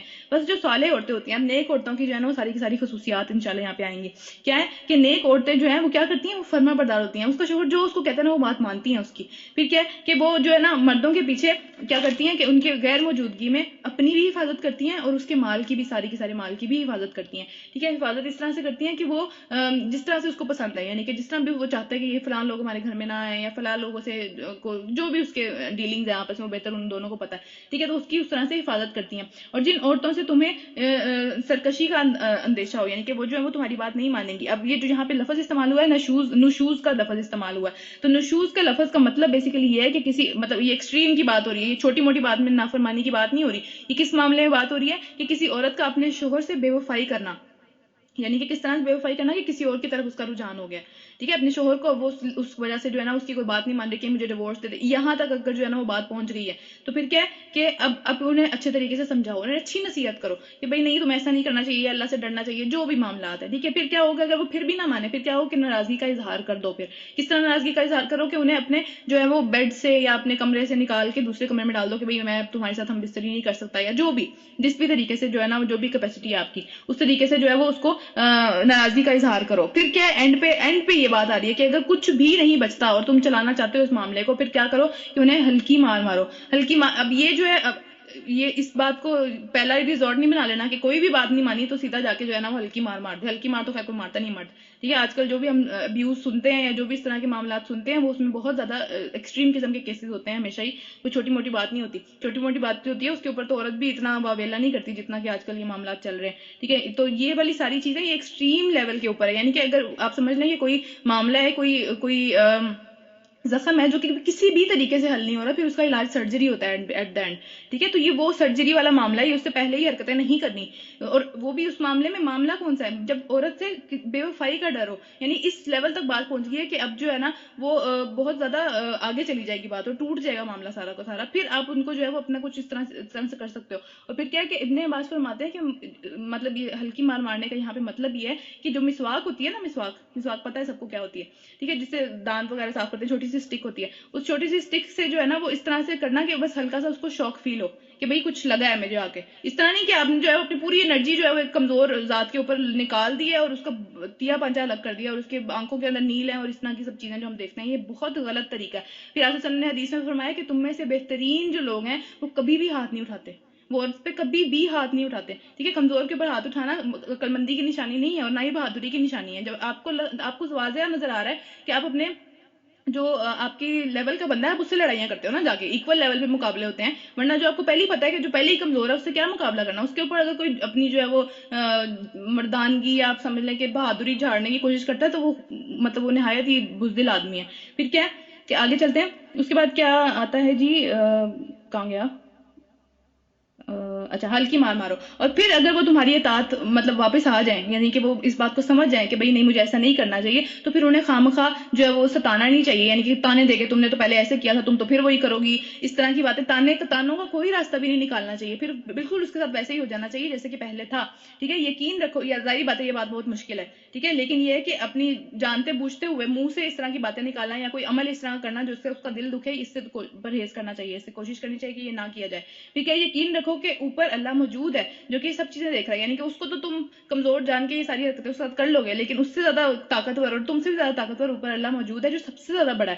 پھر کیا ہے، اگر تم لوگوں کو کہیں میاں بیوی کے تعلقات کا شدید اختلاف کی وجہ سے بگڑنے کا حکم مطلب ایسا لگ رہا ہے کہ اب جو ہے نا وہ بچے گا نہیں ہے رشتہ، بہت زیادہ معاملہ آگے چلا گیا ہے جس کی وجہ سے ایسا ہوا ہے کہ بھئی اب بچے گا نہیں، تو آپس کی جو بھی معاملات ہیں وہ اپنی اس حد سے باہر نکل گئے کہ دونوں حل نہیں کر پا رہے، اب کسی تیسرے کی ضرورت ہے. تو پھر کیا کرنا چاہیے کہ ایک بڑا عقل مند قسم کا انسان جو کہ صحیح انسان ہو، یعنی کہ سائڈ لینے والا انسان نہ ہو، صحیح انسان ہو، اس کو کیا کرنا چاہیے کہ وہ مرد کے رشتہ داروں میں سے بھی آئے اور عورت کے رشتہ داروں میں سے بھی آئے، تاکہ جو ہے وہ دونوں آپس میں ایک دوسرے کا پوائنٹ آف ویو ایک دوسرے کو ٹرانسفر کر سکیں اور اچھے طریقے سے بات کر سکیں، سائڈیں نہ لیں وہ، ٹھیک ہے، انصاف کی بات کریں. اور پھر کیا ہے کہ اگر دونوں اصلاح کرنا چاہیں گے تو اللہ ان کے درمیان میں کوئی اچھی اور نیک صورت نکال دے گا، موافقت کی کوئی صورت نکال دے گا کہ صلح ہو جائے گی. یعنی یہ سب کے سب معاملات جو ہیں وہ نیتوں پہ ڈیپینڈ کرتے ہیں. اگر نیت ہے جو ہے وہ میاں بیوی کے آپس میں رہنے کی، اگر ان کی نیت ہے، ذرا سی بھی ان کی نیت ہے نا، تو اللہ تعالیٰ کوئی نہ کوئی راستہ، کوئی نہ کوئی اس طرح کا معاملہ نکال دیں گے کہ وہ مسئلہ حل ہو جاتا ہے ایٹ دا اینڈ، ٹھیک ہے. لیکن اگر نیت ہی نہیں ہے، اگر آپ نے کہا میں اس کو تو آج بتا کے چھوڑوں گی کہ سمجھتا کیا ہے اپنے آپ کو، ٹھیک ہے، یا پیچھے والے لوگ جو بھڑکا رہے ہیں کہ مطلب اس کو جو ہے نا وہ کسی بھی کھاتے میں لانے کی ضرورت نہیں ہے، ہم اس قابل ہیں کہ تمہارا خیال رکھ سکتے ہیں، چھوڑ کے آ جاؤ بس، ٹھیک ہے، کوئی مسئلہ نہیں. اگر نیتیں نہیں ہے نا تو پھر وہ معاملہ حل نہیں ہوگا کبھی بھی. اگر نیت ہے تو انشاءاللہ اللہ تعالیٰ کا یہاں پہ وعدہ ہے کہ وہ معاملہ حل ہو جائے گا کسی بھی طریقے سے. ٹھیک ہے کہ اللہ کچھ سب کچھ جانتا اور باخبر ہے، نیتوں کے حال اللہ تعالیٰ جانتا ہے کہ نیتوں میں کیا چلتا ہے. اور تم سب اللہ کی بندگی کرو، اس کے ساتھ کسی کو شریک نہ ٹھہراؤ، ٹھیک ہے. اچھا، اس سے پہلے جو ہے وہ ہم ایک حدیث پڑھ لیں. حدیث کیا ہے کہ آپ صلی اللہ علیہ وسلم نے فرمایا کہ 4 چیزیں جو ہیں خوش بختی کی علامت ہے انسان کی خوش قسمت ہونے کی نشانی ہے کہ 4 چیزیں اس کے پاس ہوں. پہلی چیز کیا ہے، نیک بیوی ہو اس کے پاس، ٹھیک ہے. دوسری چیز کیا ہے کہ اس کے پاس کھلا گھر ہو. پھر تیسری چیز کیا ہے کہ اچھی سواری اللہ تعالیٰ نے اس کو دی ہوئی ہو. اور چوتھی چیز کیا ہے کہ اس کے پاس اچھا ہمسایہ ہو. اور 4 چیزیں جو ہیں وہ بدبختی کی علامت ہے. بدبختی کیا ہے کہ بدقسمتی کی، ٹھیک ہے. اور مطلب کہ اچھی چیز نہیں ہے وہ کیا ہے کہ ایک اس کی بیوی جو ہے وہ نیک نہ ہو، یعنی بری بیوی ہو شدید، جس سے وہ تنگ ہو. دوسری چیز کیا ہے کہ اس کا گھر جو ہے وہ اتنا تنگ ہو کہ اس کے معاملات پورے نہ ہوتے ہیں وہاں پہ، ٹھیک ہے. تیسری چیز کیا ہے کہ اس کے پاس اچھی سواری نہ ہو. اور چوتھی چیز کیا ہے کہ اس کا برا ہمسایہ ہو جو اس کو ہر وقت تنگ کرتا رہے. پھر اس کے بعد کیا ہے، آپ ہم نے ایک اور جگہ ارشاد فرمایا کہ دنیا فائدے کی جگہ ہے، یعنی ظاہر بات ہے دنیا میں ڈفرینٹ چیزیں ایسی ہیں جس سے تم فائدہ اٹھا سکتے ہو. تو دنیا میں سب سے زیادہ دنیا کی فائدہ مند ترین چیز کیا ہے، نیک بیوی ہے. نیک بیوی دنیا کی سب سے فائدہ مند ترین چیز ہے، اور جس کو وہ مل گئی تو ظاہر بات ہے وہ خوش قسمت ہے. پھر کیا ہے کہ آپ صلی اللہ علیہ وسلم نے فرمایا کہ بہترین بیوی وہ ہے جس کو دیکھ کر جو ہے نا وہ اس کا جو شوہر ہے وہ خوش ہو جائے. خوش ہونے کا مطلب یہ ہے کہ وہ 24 گھنٹے جو ہے وہ کوئی شکایتیں نہ کرتی رہتی ہو، یا وہ جو ہے منہ پہ سور کے نہ بیٹھی ہوئی ہو، یا پھر کیا ہے کہ وہ جو ہے نا مطلب تھکی سی نہ ہو، کبھی کوئی درد ہے اس کو مطلب ہو بھی رہی ہیں، ظاہری بات ہے ایک وقت ہوتا ہے ایک بات کرنے کا، ٹھیک ہے، ہر وقت ہی یہ باتیں نہ چل رہی ہوں، تو اس کو دیکھ کے اس کو خوشی محسوس ہو، اس کو سکون محسوس ہو کہ یار میرا ساتھی ہے یہ دنیا میں، ٹھیک ہے. اور جب وہ اس کو کسی بات کا حکم دے تو وہ کیا کرے، فٹافٹ اس کو بجا لے، فوراً سے اس کو مان جائے کہ ہاں ٹھیک ہے یہ بات ٹھیک لگ رہی ہے، ٹھیک ہے. اور اس کے بعد کیا ہے اور تمہاری غیر موجودگی میں تمہارے مال کی اور اپنے آپ کی حفاظت کرنے والی ہو. یہ نیک بیوی آپ صلی اللہ علیہ وسلم نے ہمیں یہ بات فرمائی ہے. ٹھیک ہے, اب یہاں پہ بھی پڑھا ہے اور حدیث میں بھی یہ بات آ گئی ہے. اچھا, اس کے بعد کیا ہے, آگے چلتے ہیں اب, اور اگلی بات آ رہی ہے اب, اور تم سب اللہ کی بندگی کرو. ٹھیک ہے, اور اس کے ساتھ کسی کو شریک نہ ٹھہراؤ. اب کیا ہے, اللہ تعالیٰ بتا رہے ہیں کہ بھئی نیک لوگوں کا کیا معاملہ ہونا چاہیے, کس کے ساتھ کس طرح سے کس کے کیا حقوق ہیں, یہاں پہ بات آئے گی. ٹھیک ہے, تو سب سے پہلا حق نیک لوگوں پہ کیا ہے کہ اللہ تعالیٰ کی بندگی کی جائے, اس کے ساتھ شریک نہ ٹھہرایا جائے. پھر کیا ہے, ماں باپ کے ساتھ اچھا معاملہ کرو. ٹھیک ہے, ظاہری بات ہے اچھا معاملہ کرنے کا مطلب یہ ہے کہ ان سے بدتمیزیاں نہ کی جائیں. ٹھیک ہے, یا اگر آپ کا ڈس اگریمنٹ بھی ہے کسی چیز کے اوپر کہ آپ اگری نہیں کرتے ان سے, تو اس سے اچھے طریقے سے بات کی جائے, اچھے طریقے سے معاملہ کیا جائے. پھر کیا ہے کہ قرابت داروں یعنی کہ جو رشتہ دار ہیں اور یتیموں اور مسکینوں کے ساتھ اچھے روپ سے پیش آنا چاہیے. ٹھیک ہے, جو یتیموں اور مسکین کو ہے نا, غریب لوگ ہیں. ٹھیک ہے, تو غریب لوگوں کو دھتکارنا نہیں چاہیے. اگر آپ نے نہیں بھی ان کو دینا تو ان سے, ہم نے کل بھی پڑھا تھا کہ اچھی بات جو ہے وہ بھی صدقہ ہوتی ہے, تو اچھی بات آپ کر کے ان کو اچھے طریقے سے ٹال دو. ٹھیک ہے, کہ پڑوسی رشتہ داروں کا حق اللہ تعالیٰ نے زیادہ بنایا ہے, یعنی کہ آپ کے جو ہیں وہ پڑوسی ہیں, ساتھ ساتھ رہتے ہیں. ٹھیک ہے, ان میں جو رشتہ دار, ظاہر پڑوسی کا بھی بہت زیادہ حق ہے. آپ مطلب حدیث ہے, صحابہ کو ایسا لگا, مطلب صحابہ کے تھرو ہمیں یہ حدیث ملتی ہے کہ انہوں نے یہ کہا کہ آپ صلی اللہ علیہ وسلم نے اتنا زیادہ جو پڑوسیوں کے حقوق بتائے کہ ہمیں لگا کہ وراثت میں بھی ان کا حصہ نہ ہو جائے. اتنے زیادہ حقوق ان کے تھے کہ ایسا لگا کہ وراثت میں بھی وہ حصہ نہ لینے گئی. ٹھیک ہے, تو ان کے اتنے زیادہ حقوق تھے. اس میں بھی کیا ہے کہ جو آپ کا رشتہ دار ہے, جس کو آپ جانتے ہو, جو کہ آپ کا ریلیٹیو ہے, ٹھیک ہے, وہ اگر آپ کا پڑوسی ہے, اس کا حق زیادہ ہے. ٹھیک ہے, اس کا حق باقیوں سے زیادہ ہو جائے گا, تو اس کا حق پہلے آیا ہوا ہے. پھر کیا, اجنبی ہمسایا, پھر ایسا بھی ہمسایا ہو سکتا ہے, ظاہری بات ہے موسٹلی ہمسائے ہمارے ایسے ہی ہوتے ہیں جو کہ اجنبی ہیں, جن کو ہم نہیں جانتے. پھر کیا, پہلو کے ساتھی, پہلو کے ساتھی جو ہے وہ بہت, اب یہ دیکھیں گے کتنی خوبصورت بات ہے کہ پہلو کا ساتھی مطلب ہے کہ جس کے ساتھ آپ بس میں بھی سفر کر رہے ہو نا, آپ کے ساتھ ساتھ بیٹھا ہوا ہے, اس کا بھی آپ کے اوپر حق ہے. ٹھیک ہے, آپ نے اس کا بھی حق دینا ہے. کیا حق ہے کہ اچھے طریقے سے اس کے ساتھ معاملہ کرو. ایسا نہ ہو کہ اپنا سامان اس کے آگے پھینک دیا, یا اس کو کونیوں سے تنگ کر رہے ہیں, یا کسی بھی طریقے سے اس کو تنگ کر رہے ہیں کہ بھئی نہیں یہ تو بس ٹھیک ہے 10 منٹ کا سفر ہے, کوئی اتنا بڑا مسئلہ نہیں ہے. ان کا بھی حق اللہ تعالیٰ نے دیا ہے کہ ان کے اوپر بھی اچھا مومن کیا ہے کہ ان کا بھی حقوق کا خیال رکھے, وہ ان کی بھی سمجھنا کہ ان کی بھی آسانی کا خیال رکھے, کہ ان کو تنگ نہ کرے. پھر کیا ہے کہ ان کے ساتھ بھی, اور مسافر سے, یعنی کہ جس کو نہیں بھی جانتے, جو دور دور سے نظر آ رہا ہے کہ بھئی ٹھیک ہے ساتھ سفر کر رہے ہیں, وہ آپ کے ساتھ بھی نہیں بیٹھا ہوا, دور ہے, اس کے ساتھ بھی نیک معاملہ کرنا چاہیے, کیونکہ وہ اپنے گھر سے دور ہے. اس کو بھی جو ہے وہ اچھائی کی ضرورت ہے دوسروں سے, کیونکہ وہ کبھی بھی اس کے ساتھ کوئی مشکل بھی پیش آ سکتی ہے, سفر میں آ سکتی ہے مشکل پیش. ٹھیک ہے, اور ان لونڈیوں غلاموں سے جو کہ تمہارے قبضے میں ہو, یعنی کہ ایک اس وقت تو یہ معاملہ تھا نا کہ بھئی آپ کسی کے باس ہیں سمجھ لیں. ٹھیک ہے, تو آپ کے سارے غلام ہیں. تو آج کیا معاملہ ہے, آج یہ معاملہ اس طرح سے ہے کہ اگر آپ کسی بزنس کو آن کرتے ہیں اور آپ کے سارے لوگ, ظاہری سی بات ہے وہ آپ کے لیے کام کر رہے ہیں. ٹھیک ہے, یا ہم گھروں میں بھی جتنی بھی ہماری ہیلپ ہوتی ہے وہ بھی سارے کے سارے لوگ ہیں. ٹھیک ہے, ان کو وہ ایک ٹائم کے لیے ہمارے قبضے میں ہوتے ہیں, اس طریقے سے نہیں, لیکن بہرحال جو جس بھی درجے میں وہ ہمارے قبضے میں ہوتے ہیں, ان کے ساتھ احسان کا معاملہ کرو. یعنی کہ ان کے ساتھ بھی اس طرح نہیں کہ بھئی ایک ٹور ہے آپ کی اور آپ کہیں میں تو منہ نہیں لگاتا ان بندوں کو. ٹھیک ہے, اس طرح سے نہیں کرنا, ان کے ساتھ بھی اچھا معاملہ کرنا ہے. آپ کا ہر عمل دوسروں کو بتانا چاہیے کہ یہ مومن بندہ ہے. ٹھیک ہے, ہر عمل میں, ہر اخلاق کے ہر درجے کے اندر, ہر کسی سے, اگر مسافر سے یہ بات ہو رہی ہے جس کو آپ جانتے بھی نہیں ہو, تو جو لوگ آپ کے لیے کام کریں ان کا تو حق زیادہ بنتا ہے, ظاہری سی بات ہے. ٹھیک ہے, تو ان کا اس طرح نہیں کہ بس یہ پے ہے, اس سے زیادہ کچھ نہیں. ٹھیک ہے, احسان کا معاملہ کا مطلب ہے کہ حق سے بڑھ کے کسی کو دینا. ٹھیک ہے, یعنی ان کی خوشی غمی ان سب چیزوں کا خیال رکھنا چاہیے. اگر نہیں بھی رکھ سکتے تو اچھی بات کرنی چاہیے, ان کے ہر وقت سر پہ سوار نہیں رہنا چاہیے.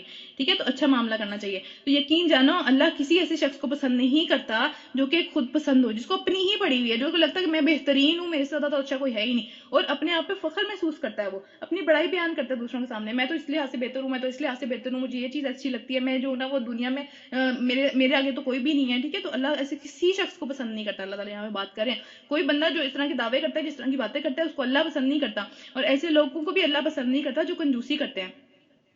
کنجوسی اب مال کے حساب سے بھی ہو سکتی ہے, اور سلام نہ کرنا, یا پھر مطلب اخلاق میں بھی کنجوسی ہو سکتی ہے کہ آپ کسی کو سلام نہ کرو, آپ کسی کو کمتر سمجھو, آپ کسی کو دیکھ کے اسمائل نہ کرو. یہ سب چیزیں بھی تو صدقہ ہے نا, یہ سب کی سب چیزیں صدقہ ہیں, یہ اعمال کے اندر سے یہ صدقہ ہے. ٹھیک ہے, تو ان سب چیزوں سے بھی اگر کوئی دوسروں کو روکتا ہے, یا خود نہیں کرتا, یا پھر پیسے خرچ کرنے سے روکتا ہے اور خود بھی پیسے نہیں خرچ کرتا, تو اللہ بھی ایسے لوگوں کو پسند نہیں کرتا بالکل بھی. ٹھیک ہے, اور کیا ہے کہ اللہ نے جو بھی اپنا فضل دیا ہے اسے وہ چھپاتے ہیں, اچھے اخلاق کو دوسروں سے چھپاتے ہیں. یہ کس طرح چھپاتے ہیں کہ کچھ اسپیسیفک لوگوں کے لیے تو ان کا اچھا اخلاق ہے, باقی سب کو وہ برا ٹریٹ کرتے ہیں. یا پھر کیا ہے کہ جو ہے اللہ تعالیٰ نے اگر ان کو بہت زیادہ کوئی نعمت دی ہے, جو کہ مطلب ظاہری بات ہے ہر نعمت دوسروں کو دکھانے والی بھی نہیں ہوتی, نظر بھی برحق چیز ہے, لیکن یہ ہے کہ وہ کیا کرتے ہیں کہ وہ ہمیشہ اللہ تعالیٰ نے بے شمار ان کو رزق دیا ہوا ہے, لیکن ہر وقت وہ کوئی اس طرح کی باتیں کرتے ہیں کہ ہمارے پاس تو کچھ بھی نہیں ہے. نا شکری والی ایک ان کی عادت ہوتی ہے, تاکہ لوگوں کو پتہ نہ چل جائے, کوئی مانگ نہ لے کچھ. ٹھیک ہے, اس طرح کی ان کی عادت ہوتی ہے. تو تو آگے کیا ہے کہ ایسے کافر نعمت، یعنی کہ انہوں نے کفران نعمت کیا ہے نا، اللہ تعالیٰ نے ایک نعمت دی ہوئی تھی، اس کو وہ پروو نہیں کرتے، اس کو اکنالج نہیں کرتے کہ ہاں یہ نعمت ہمارے پاس ہے، ٹھیک ہے. تو اللہ تعالیٰ کہتے ہیں کہ ایسے لوگوں کے لیے رسوا کن عذاب مہیا کر رکھا ہے. اور جو لوگ بھی اللہ کو ناپسند ہیں وہ اگر اپنے مال اور وہ لوگ بھی اللہ کو ناپسند ہیں جو کس لیے اپنے مال خرچ کرتے ہیں تاکہ لوگ واہ واہ کریں، لوگوں کے اندر جو ہے نا وہ ایک اچھا مقام حاصل ہو جائے ان کو، ٹھیک ہے. تو وہ کیا ہے کہ در حقیقت اللہ پہ ایمان نہیں رکھتے، نہ آخرت کے دن پہ ایمان رکھتے ہیں. اگر رکھتے ہوتے تو وہ اللہ کے لیے مال خرچ کرتے ہیں، اللہ کو دکھانے کے لیے کرتے ہیں، وہ لوگوں کے لیے یہ سب کچھ کری جا رہے ہیں، ٹھیک ہے. کہ سچ یہ ہے کہ شیطان جس کا ساتھی بن گیا اسے تو بہت ہی برا ساتھی میسر آیا. یعنی کہ ایسے لوگ جو کہ مال دوسروں کو دکھانے کے لیے خرچ کرتے ہیں، ان کے پاس ان کا جو ساتھی ہے، ان کو جو مشورے دینے والا ہے، ان کا جو خیر خواہ ہے، وہ کون ہے؟ اللہ نہیں ہے. وہ اللہ سے لوگوں کو پسند نہیں کرتا. وہ کون ہے پھر؟ وہ شیطان ہے. اور وہ شیطان جو ہے وہ اللہ تعالیٰ خود کہہ رہے ہیں، اللہ تعالیٰ اکنالج کر رہے ہیں کہ جس کو اس کی رفاقت میں اثر آ گئی نا، جس کا وہ ساتھی بن گیا، جس کا وہ دوست بن گیا، وہ تو بہت ہی برا دوست بنا کسی کا، ٹھیک ہے. تو اللہ تعالیٰ یہ بات کر رہے ہیں. تو آخر ان لوگوں پر کیا آفت آ جاتی، کیا نقصان ہو جاتا ان کا کہ اگر وہ اللہ اور روز آخرت پر ایمان لاتے. یعنی کہ پہلی بات تو یہ اللہ اور روز آخرت پر ایمان لے کے آتے اور پھر جو کچھ اللہ نے ان کو دیا تھا اس میں سے خرچ کرتے وہ، ٹھیک ہے. اگر ایسا کرتے تو اللہ ان کی نیکی کا کوئی بھی حال چھپا ہوا نہ رہ جاتا، ٹھیک ہے. اللہ تو ہر ذرے کا برابر بھی ظلم نہیں کرتا کسی پہ بھی. جو نیکی کرے گا وہ کیا ہوگا، اللہ اس کو بڑھا کے دے گا اسے واپس، اور اس کا بہت بڑا، یعنی ایک تو 2 چند کر دے گا، ایک تو ڈبل کر دے گا اس کا اجر. لیکن اللہ کی مرضی ہے کہ اس سے بھی زیادہ بڑھا دے. ہم نے پیچھے بھی پڑھی ہے یہ بات کہ جو اللہ کی راہ میں مال خرچ کرتے ہیں ان کا مال 700 گنا ہو کے واپس ملے گا انہیں. تو یہاں تو ڈبل کی بات ہو رہی ہے صرف، تو 700 گنا کا مطلب ہے 700 ٹائمز کی بات وہاں پہ ہو رہی ہے. تو اللہ کی مرضی ہے، جس کو مرضی جتنا مرضی بڑھائے. اور پھر اچھا اس کے اندر ہمیں یہ چیز دیکھنی چاہیے کہ نیکی کو اللہ تعالیٰ کبھی بھی ایک نیکی کا اجر نہیں کسی کو بھی دیتا، ہمیشہ 10 گنا 2 گنا کی بات ہوئی ہے. کبھی بھی ایک نیکی کریں گے اس کا ایک اجر نہیں ملے گا، کبھی بھی نہیں، ٹھیک ہے. لیکن اللہ تعالیٰ کا یہ رحم ہے، اللہ تعالیٰ کی کتنی پیار ہے اللہ تعالیٰ کو کہ جب ہم گناہ کرتے ہیں وہ ایک ہی گناہ کاؤنٹ ہوتا ہے، ٹھیک ہے. وہ کبھی بھی ایک گنا سے زیادہ گنا کاؤنٹ نہیں ہوتا، وہ ہمیشہ ایک گنا کاؤنٹ ہوتا ہے. اس کے علاوہ نیکی کی جب ہم نیت کرنا شروع کر دیتے ہیں کہ یار میں نے یہ کام کرنا ہے، چاہے کر پائیں چاہے نہ کر پائیں، ٹھیک ہے. تو وہ جب ہم نیکی کی نیت شروع کر دیتے ہیں تو اس نیت پہ بھی ثواب ملتا ہے. لیکن جب ہم کسی گناہ کی نیت کرتے ہیں تب اس کا جو گناہ ہے وہ لکھا نہیں جاتا جب تک کہ ہم وہ کرتے نہیں ہیں، ٹھیک ہے. تو یہ اللہ تعالیٰ کی بہت زیادہ رحمت ہے ہمارے اوپر. اللہ تعالیٰ بخشنے کے بہانے ڈھونڈتا رہتا ہے. پھر کیا ہے، اچھا اس کے بعد کیا ہے کہ جس طرح آپ سے اللہ تعالیٰ نے فرمایا، اللہ تعالیٰ آپ سے نے فرمایا کہ اللہ تعالیٰ نے فرمایا ہے کہ روزہ میرے لیے ہے اور میں خود اس کا اجر دوں گا. اللہ تعالیٰ نے کہیں روزے کا ذکر نہیں کیا کہ میں اس کا کتنا اجر دوں گا، ٹھیک ہے. یعنی کہ کچھ عبادات ایسی ہیں کہ جس کا اللہ تعالیٰ نے بتایا ہی نہیں ہے کہ اس کا اجر کتنا، جس سے صبر کرنے والے کا اجر بے شمار ہے، اس کو پتہ ہی نہیں ہے کہ کتنا اجر ملنا ہے اسے، ٹھیک ہے. تو اس طرح کیا ہے کہ بات یہ بیسیکلی بندے کی جو کوشش ہے، ہم ساری دنیا کی جتنی بھی کوششیں کر لیں، اچھے کام کر لیں، نیک کام کر لیں، ہم جنت نہیں پا سکتے. کیوں نہیں پا سکتے؟ کیونکہ اس کے لیے ہمیں اور بھی اوپر جانا چاہیے. وہ بہت مہنگی چیز ہے، وہ اتنی بڑی چیز ہے کہ اللہ تعالیٰ نے اگر ہم سے ایک بھی چیز کا حساب لے لیا، ایک بھی چیز کا حساب لینے کا مطلب ہے اللہ تعالیٰ نے فرض کریں آنکھوں کا ہی حساب لے لیا ہم سے کہ آنکھوں کو کہاں استعمال کر کے آئے ہو، آنکھیں جو میں نے دنیا میں دی تھی اس کا مجھے ایک طرح سے اس کی قیمت واپس کرو. جیسے بجلی کا بل ہم دیتے ہیں نا، تو آنکھوں کی جو روشنی تھی، آنکھوں کا جو نور میں نے دیا تھا، اس کی قیمت دو اب مجھے. تو ہم اگر ساری زندگی کی بھی، اگر ساری کمائی جتنی بھی ہم نے، ایک بندہ بہت نیک ہے، ساری زندگی اس نے نیکیوں میں گزاری ہے، وہ بھی اگر دے دیں گے تو اس کی بھی وہ قیمت ادا نہیں کر سکتے، ٹھیک ہے. تو اب باقی چیزیں تو پھر کس کھاتے میں آئیں گی. تو بیسیکلی بات یہ ہے کہ اللہ کا جو فضل ہے نا، اللہ کا جو یہ انعام ہے جو کہ نیکیوں کو بڑھاتا رہتا ہے، اللہ تعالیٰ اجر عطا کرتا رہتا ہے، فضل کرتا رہتا ہے. تو وہ سب کے سب صرف وہی چیزیں ہیں جس کی وجہ سے ہم جنت میں جا سکیں گے. اللہ تعالیٰ ہم سب کو ان لوگوں میں سے کریں جو کہ جنت، جن کے اوپر اللہ تعالیٰ فضل کریں اور ہم سب جنت میں جا سکیں انشاءاللہ، آمین، ٹھیک ہے. تو اس لیے کبھی بھی کوئی نیکی کر لیں، اللہ تعالیٰ نے کوئی نیکی کی ہدایت دے دی ہے یا کچھ بھی اس طرح کا، اس کے اوپر تکبر کرنا یا اس کے اوپر یہ سوچنا کہ میں تو بہت بہتر ہو گیا دوسروں سے، کیونکہ اللہ تعالیٰ نے کہا ہے کہ میں خود پسند لوگوں کو پسند نہیں کرتا. جو اپنے آپ کو کچھ سمجھتے ہیں میں انہیں پسند نہیں کرتا، ٹھیک ہے. تو جو بھی نیت، جو بھی آپ کو توفیق ملی ہے، جو بھی آپ کے پاس وسائل ہیں، جو بھی آپ کے پاس جو ہے وہ سورسز ہیں کسی بھی چیز کے، اپرچونیٹیز آ رہی ہیں، وہ سب کی سب اللہ کی طرف سے آ رہی ہیں. تو ان کے اوپر اللہ کا شکر ادا کرنا چاہیے، نہ کہ آپ جو ہے نا وہ غرور میں پڑ جائیں کہ بھئی آج تو میں نے یہ کام کر دیا، میں تو بہت ہی بہترین انسان ہوں. ایسا نہیں کرنا چاہیے، ٹھیک ہے. اچھا اس کے بعد کیا ہے کہ پھر اس وقت کو سوچو کہ جب ہم کیا کریں گے کہ ہر امت کے اندر یہ پھر وہی بات آ رہی ہے کہ ہر امت میں سے ایک گواہ کھڑا کریں گے. یعنی کہ ان کا جو رسول اللہ تعالیٰ نے ان کی طرف بھیجا ہوگا وہ ان کی طرف گواہی، ان کے خلاف یا ان کے فیور میں گواہی دے گا. کیا گواہی دے گا؟ کہ اللہ انہوں نے مانا تھا، اللہ انہوں نے نہیں مانا تھا، میں نے پورا پیغام پہنچا دیا تھا، انہوں نے مانا، انہوں نے نہیں مانا. اور پھر ان لوگوں پر، یعنی کہ ہماری بات ہو رہی ہے کہ ہمارے اوپر کون گواہ آئے گا؟ ظاہر سی بات ہے آپ صلی اللہ علیہ وسلم گواہ آئیں گے. اور اب یہ اگر ہم نے مانی ہے وہ سب باتیں تو آپ ہمارے حق میں گواہی دیں گے. لیکن اگر ہم نے نہیں مانی، ہم نے سیکھا بھی نہیں، ہم نے سکھایا بھی نہیں، ہم نے کچھ نہیں کیا، جو ہماری ذمہ داری تھی ہم نے وہ پوری ہی نہیں کی، ہم نے سمجھا کہ بس ہم امتی ہیں کافی ہے، ٹھیک ہے. تو اللہ تعالیٰ کے نبی ہمارے حق میں گواہی نہیں دیں گے پھر، ٹھیک ہے. تو اس لیے یہ سب چیزیں بہت زیادہ جو ہے نا اس کے بارے میں مسکنسیپشن ہماری سوسائٹی کے اندر ہے کہ ہم تو بس پیدا ہو گئے, ہم نے احسان کر دیا پیدا ہو کے, حالانکہ ہمارا کوئی کام بھی نہیں تھا اس کے اندر, اللہ کی مرضی تھی وہ. ٹھیک ہے. تو اللہ تعالیٰ رسول کو گواہ ہمارے اگینسٹ کریں گے یا ہمارے حق میں کریں گے. تو اس وقت وہ سب لوگ جنہوں نے رسول کی بات نہ مانی, پھر کوئی بات آ رہی ہے, جنہوں نے بات ہی نہیں مانی, پوری زندگی صرف یہی سوچا ہم امتی ہیں.